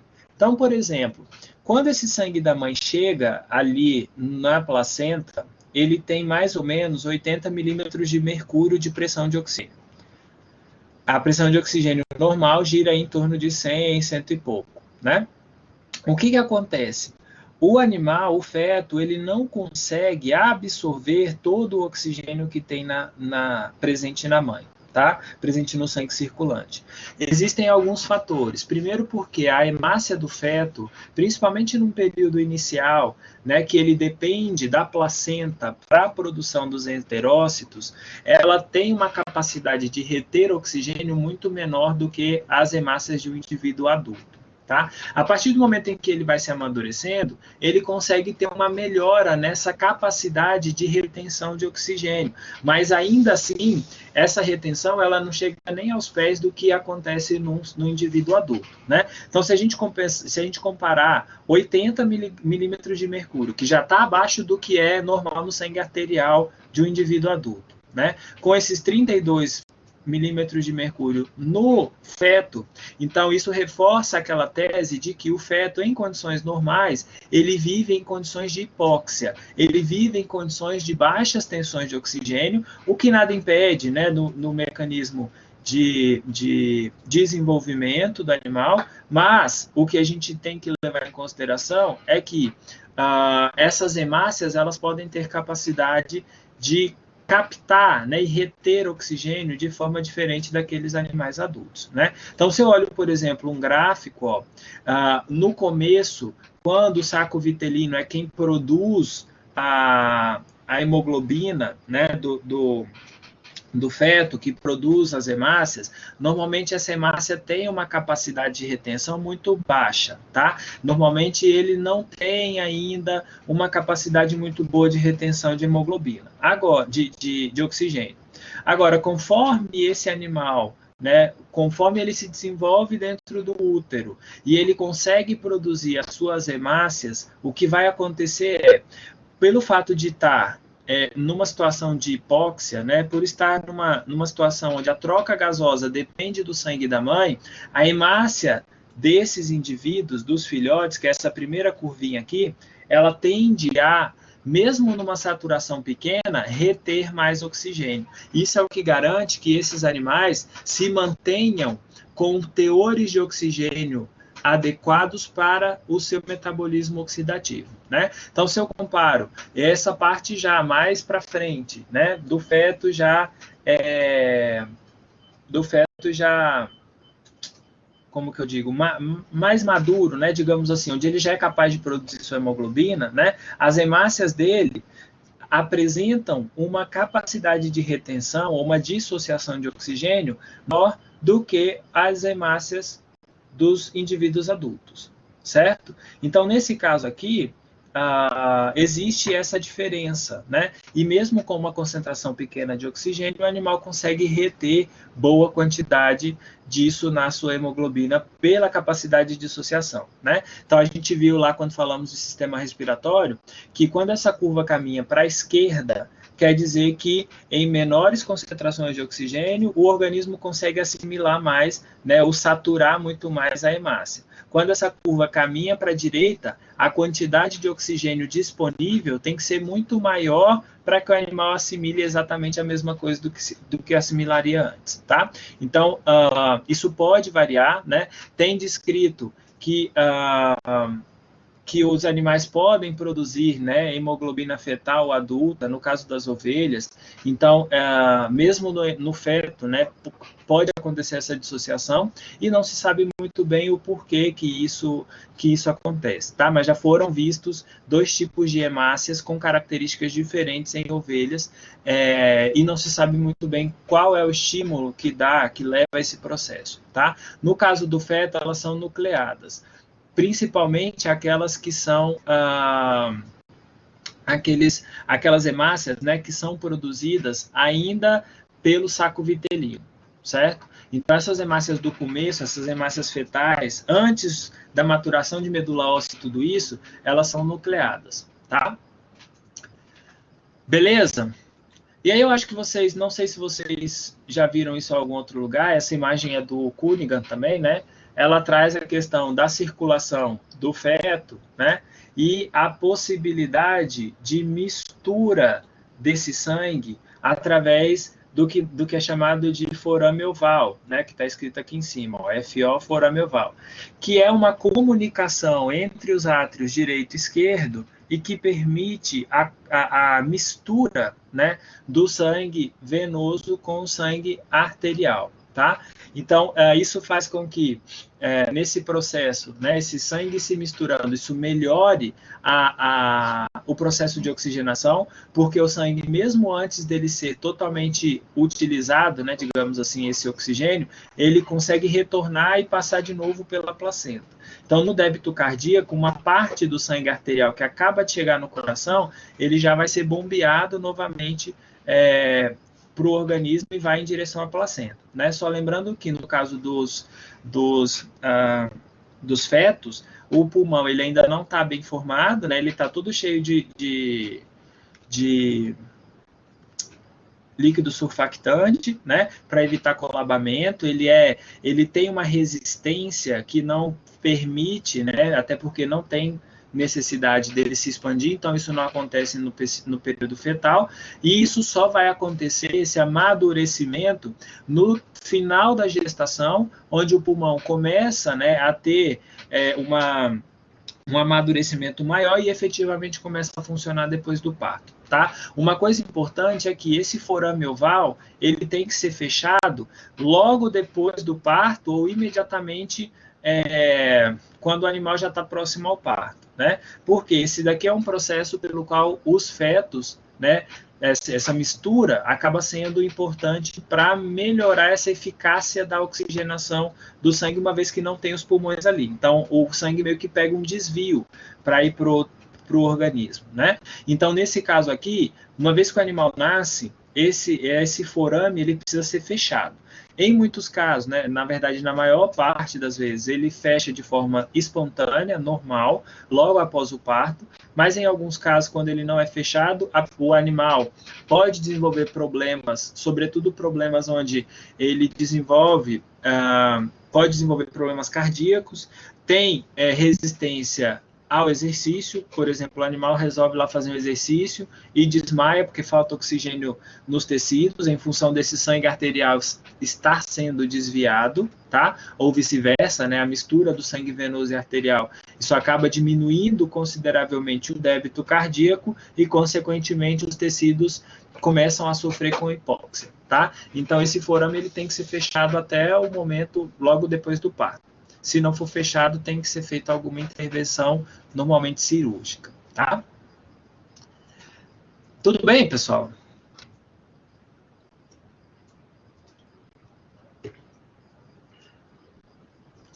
Então, basicamente, era isso sobre esse transporte de oxigênio fetal. E aí a gente passa, então, para a parte final da nossa aula, falando sobre termorregulação, né? A termorregulação é um processo fundamental para a manutenção do organismo, né? Para a manutenção da homeostase, né? E essa termorregulação, ela está diretamente relacionada, né, com todos os processos metabólicos. Então, em condições normais, se essa temperatura corporal ela for muito baixa, isso pode levar a um colapso, porque todas as nossas enzimas começam a não conseguir mais trabalhar em temperaturas baixas, né? Estima-se aí que se a temperatura corporal chegar em torno de 20 graus Celsius, isso já é incompatível com a vida. Eu digo temperatura corporal e não temperatura ambiental, tá?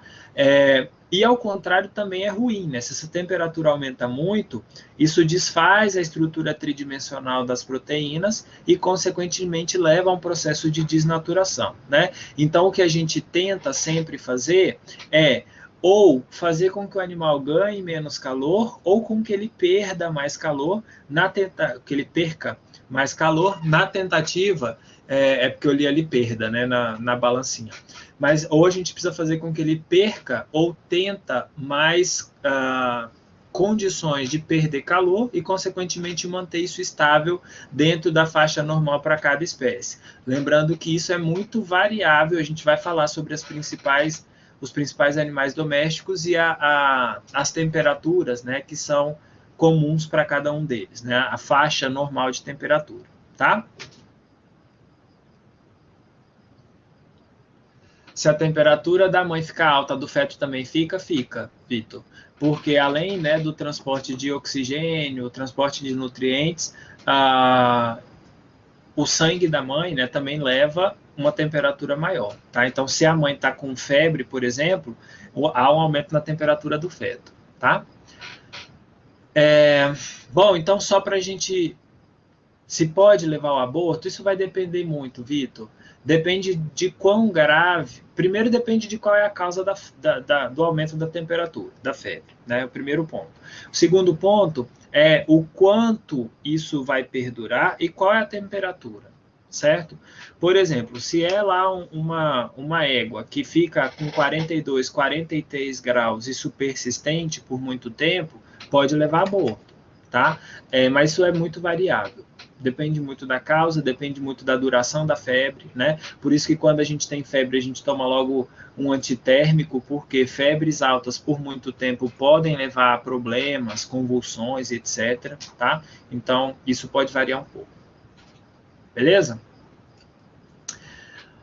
Tá, é aqui, ó, o negócio que eu estava procurando. Os animais pecilotérmicos e homeotérmicos, né? Então, só para relembrar, existem alguns animais que não conseguem regular a temperatura, são chamados de pecilotérmicos, né? Esses animais, a temperatura corpórea depende da temperatura ambiental, então não tem milagre, não tem nenhuma outra uma outra regulação a não ser alteração comportamental. Então, são animais que se escondem durante o dia e saem à noite caçar, ou são animais que conseguem se escondem, né, em sombras ou em ambientes mais frescos durante boa parte do período quente, né? Então, os animais acabam se adaptando de forma comportamental.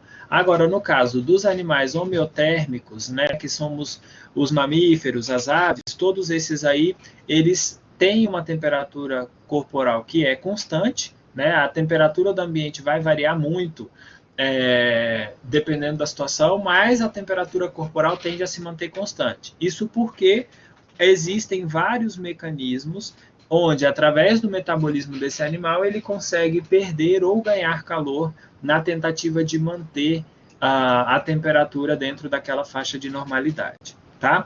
Então, quando a gente olha um animal, por exemplo, que está exposto ao sol, existem alguns mecanismos que estão relacionados com essa perda ou ganho de calor. Então, o primeiro ponto que a gente tem que pensar é o seguinte: o animal, em condições normais, ele produz calor e em grande quantidade, certo?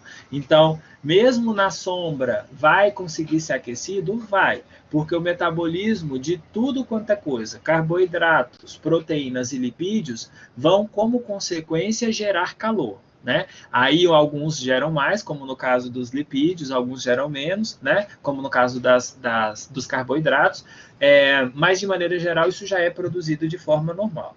Se o animal está presente no sol, né, exposto ao sol, ele ainda sofre um processo de irradiação da luz solar e também a irradiação de objetos sólidos, né? Então, por exemplo, não sei se vocês já viveram isso, né? Uma vez eu senti literalmente na pele.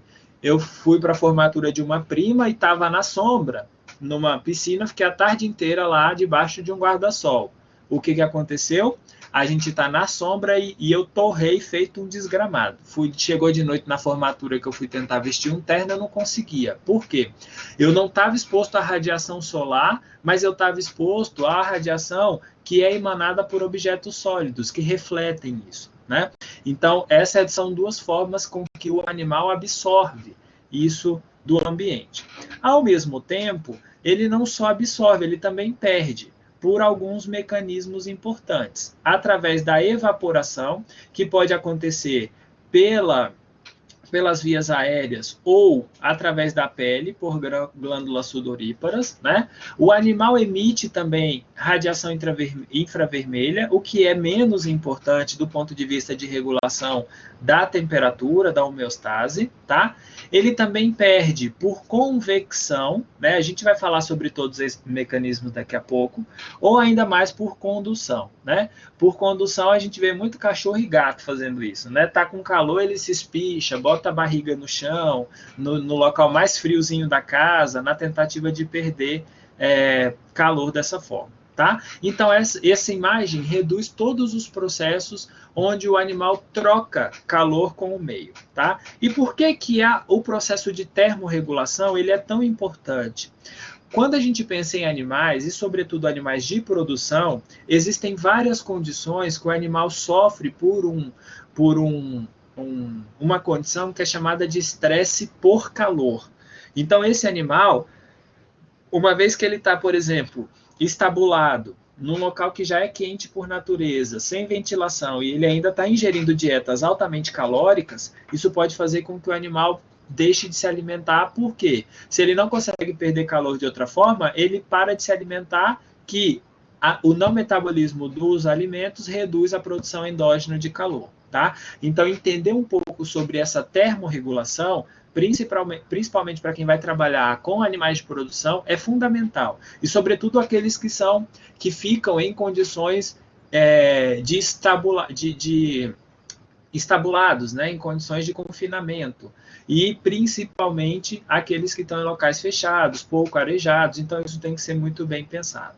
Tá? Então, resumindo, né, o que a gente tem como ganho de calor são metabolismo e fontes externas do animal, né? Metabolismo oxidativo produz grande quantidade, e as perdas de calor, elas vão se dar por irradiação, convecção, condução e evaporação. Tá? Então, fazendo, né, respirando, eliminando suor, encostando lá numa parede, ou qualquer que seja o motivo, né, o animal consegue trocar calor. Tá? Então, a gente vai falando sobre essas principais formas com que o animal consegue perder ou trocar calor com o ambiente. Tá? Nessa imagem aqui está só exemplificando, ó, 3 das principais formas de troca de calor, né, convecção, condução e radiação. Isso é uma questão lá da física, né, que não é muito a nossa praia, pelo menos não é muito a minha praia, né? Então, olha só, o processo de convecção, ele acontece de 2 formas. A convecção ela pode ser natural ou pode ser forçada. O que é a convecção? É quando nós temos a troca de calor que está presente na pele com o ar ou com a água que entram em contato com a pele. Por exemplo, quando a gente liga um ventilador, é exatamente isso que a gente faz. A gente força a circulação de ar, né, que a gente chama de convecção forçada. Então, a gente move esse ar na tentativa de ele passar pela pele, trocar calor com a pele. Então, eu perco, né, esse calor que está aqui, ele vai para o ar, que está mais frio, e a partir daí, isso perde calor e eu sinto uma sensação de refrescância. O que não acontece, por exemplo, no Tocantins em alguns casos, né? Que eu ligo o ventilador, tá um calor do satanás e o ventilador sopra um vento ainda mais quente.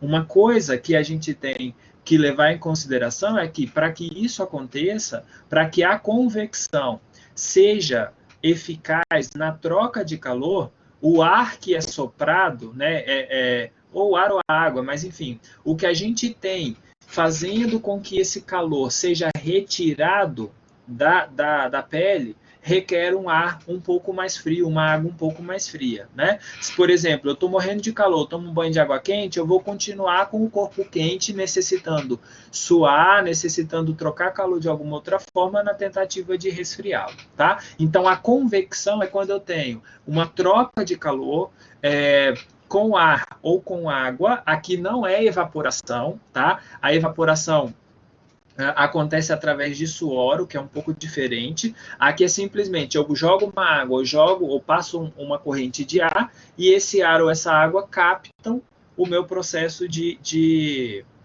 o calor que está presente ali naquela pele, né? Então, quando eu mantenho isso de forma contínua, eu faço com que essa troca de calor seja eficiente. Isso é uma coisa que muita gente faz em granjas de aves, por exemplo, né? Colocam ventiladores enormes, aves e suínos, isso é muito comum.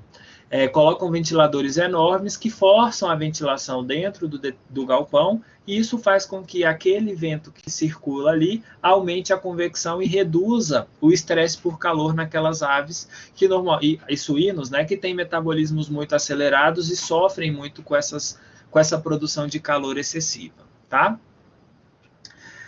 Existem alguns fatores que alteram esse processo de convecção, obviamente, né? Então, por exemplo, o gradiente térmico, né, que foi o que a gente falou. Se eu tenho diferença maior no gradiente, eu vou ter maior perda.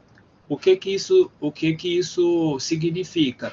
Quer dizer que se eu tenho maior diferença de temperatura entre o ar e a superfície corporal, a chance dessa convecção funcionar é muito maior e o animal perde mais calor. Outro fator que influencia é o fluxo sanguíneo e o que o animal tem no tegumento. O fluxo sanguíneo, porque o sangue ele acaba levando, né, todo o calor que está sendo produzido no corpo, ele vai chegar até a pele através do sangue, né? Então, se tem um bom suprimento sanguíneo e em condições normais, o animal vai conseguir perder maior calor, porque vai ter vai estar mais quente, né? A temperatura vai estar mais alta na pele. Se esse fluxo sanguíneo, por qualquer que seja o motivo, ele está impedido no local, acontece uma menor perda. É por isso que, por exemplo, pessoas ou animais que estão em locais muito frios, eles ficam com palidez nas mãos, nas extremidades, na pele de maneira geral. Por quê? Com exceção da cabeça, né? O rosto fica vermelho, mas o restante do corpo tende a ficar um pouco mais pálido. Por quê?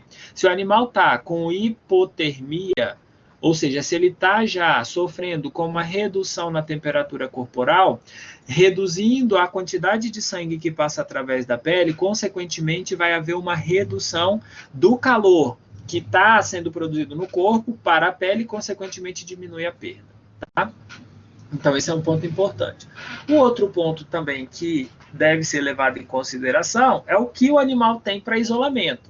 Então, por exemplo, na mesma espécie animal, se eu comparo esse gato, né, que não tem pelos, esse gato que tem pelos num tamanho normal, né, convencional, e esse outro gato aqui que tem pelos em tamanhos e em volume muito maior, obviamente que esse gato aqui primeiro, ele vai sofrer muito mais por um frio, por exemplo, do que esse gato que ele tem um aporte de isolamento muito maior, tá? Porque esse pelo, a penugem, além deles fazerem um aprisionamento do ar, então, se o ar passa pelo pelo desses animais aqui, né, ele vai passar direto e não entra em contato com a pele, então serve mesmo como um isolamento térmico.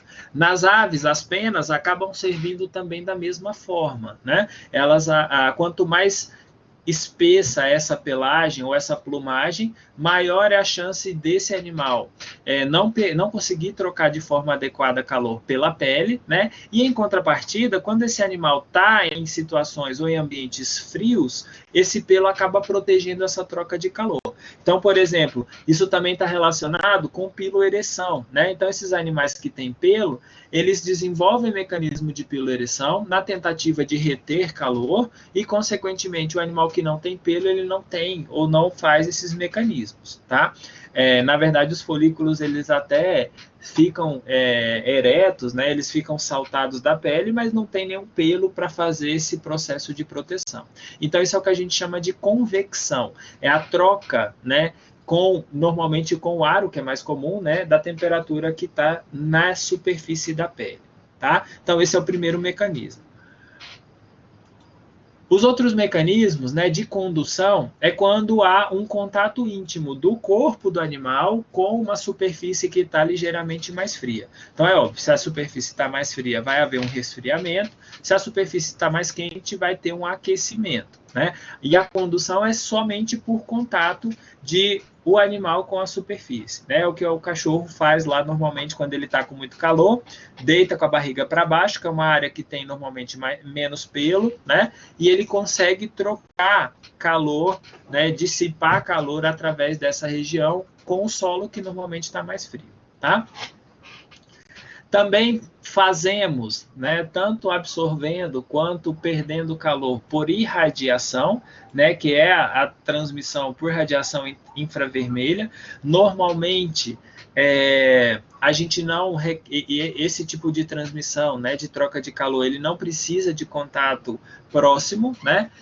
O principal fator relacionado à irradiação é realmente quando quando os animais, né, absorvem calor vindo do sol, né, ou vindo dos objetos, mas os animais também conseguem perder um pouquinho de calor através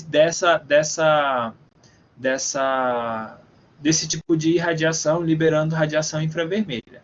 Eu ressalto que essa irradiação ela é muito mais importante do ponto de vista de adquirir calor do que propriamente perder calor para o ambiente. Tá? Então, os animais normalmente perdem ou por convecção, ou por condução, ou por evaporação, o que é mais comum.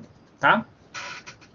Então, pessoal, tem alguns outros animais, né, que também fazem troca por evaporação, certo?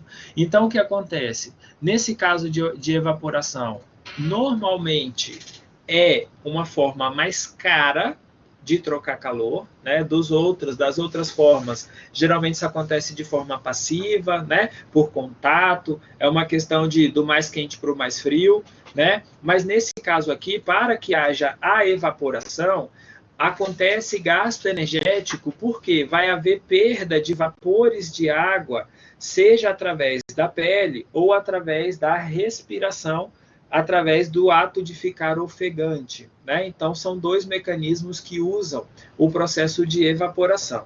Normalmente, na pele, causado pelas glândulas sudoríparas, né? Que a localização e quantidade pode variar muito dependendo da espécie animal em questão, né?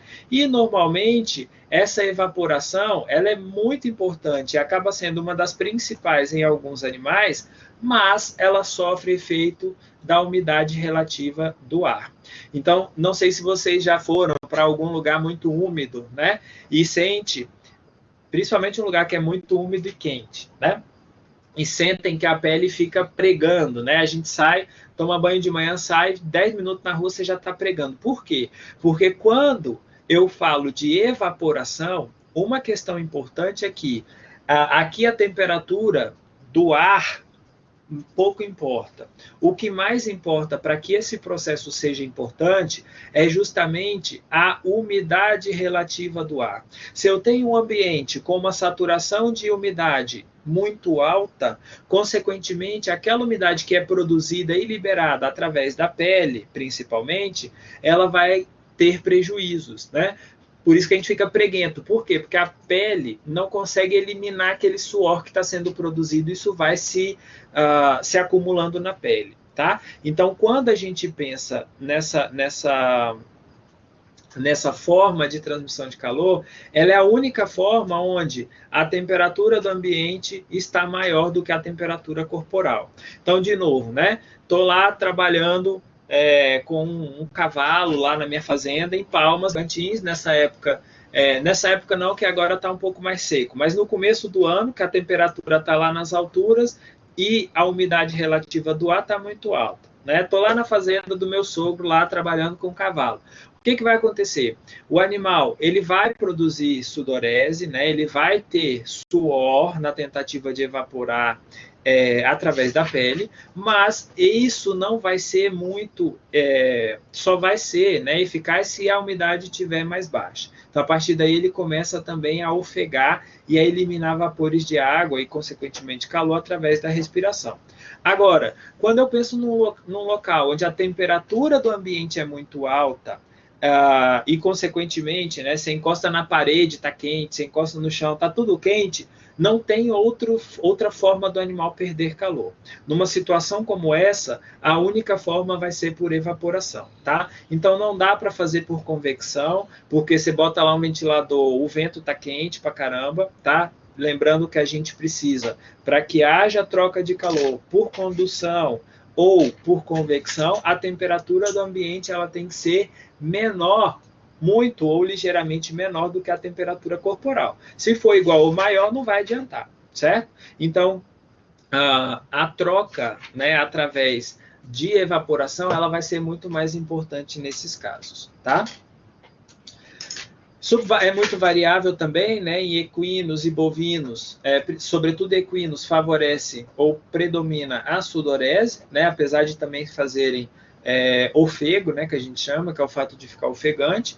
Os cães, quando pensa-se em evaporação, eles praticamente só fazem isso através do fato de se tornar ofegante, né, através do ofego. Isso faz com que, a partir do momento que o animal põe a língua para fora, né, e aumenta o processo faz, né, hiperventilação, isso aumenta a evaporação, a eliminação de vapores de água e, consequentemente, junto com isso, como a água é um bom aceptor de calor, o calor acaba se dissipando também nessas gotículas de água. Tá? Então, são basicamente essas formas que o animal tem para trocar calor com o ambiente, através de convecção, condução, irradiação, né, que é mais importante na aquisição de calor, e por evaporação. Tá? São os principais processos, né, físicos na transferência de calor. Certo? Tudo bem até aqui, pessoal?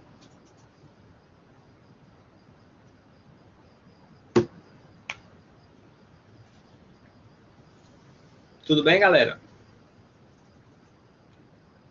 Tudo, Ítalo. Por que você está chorando, Ítalo? Chora não, meu filho.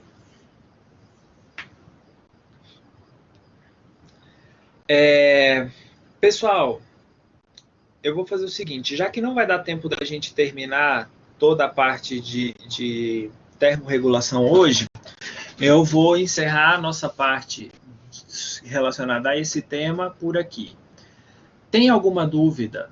Até aqui ou está claro tá entendível, questão relacionada à homeostasia, questão relacionada a essa parte inicial de termorregulação? Eu fiquei só com curiosidade em relação aos fetos aquela hora. O hipotálamo deles não funciona para termorregular em relação à temperatura da mãe? Como, Sandra? Eu não entendi sua pergunta. Se o hipotálamo Do do feto... feto Ah, não funciona para termorregular em relação à temperatura da mãe, como se a temperatura da mãe fosse um ambiente externo. sim. Na verdade, isso vai depender muito do período fetal de desenvolvimento que a gente tem ali, Sandra. Porque até aí metade da gestação, assim, para termorregulação, até um pouquinho mais da metade, o hipotálamo do feto ele ainda não é capaz de manter essa termorregulação. Então, ele vai acabar dependendo muito mais da temperatura da mãe para manter a sua própria temperatura, né? O hipotálamo ele vai estar maduro para essa termorregulação já na parte final da gestação, mas principalmente depois que ele nasce. Mas até depois que ele nasce, né, quando o filhote ele ainda está nos primeiros dias, primeiras semanas de vida, o hipotálamo ele ainda está engatinhando no processo de termorregulação.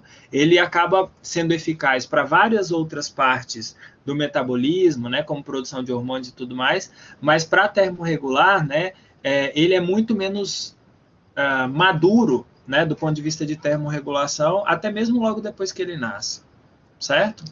Então, ele depende muito mais da mãe do que dele próprio. É só a gente pensar, por exemplo, um animal recém-nascido, né? Se a gente não tomar cuidado, se a gente não manter o ambiente aquecido, ele pode morrer de hipotermia, mesmo numa condição ambiental onde a temperatura não é muito baixa.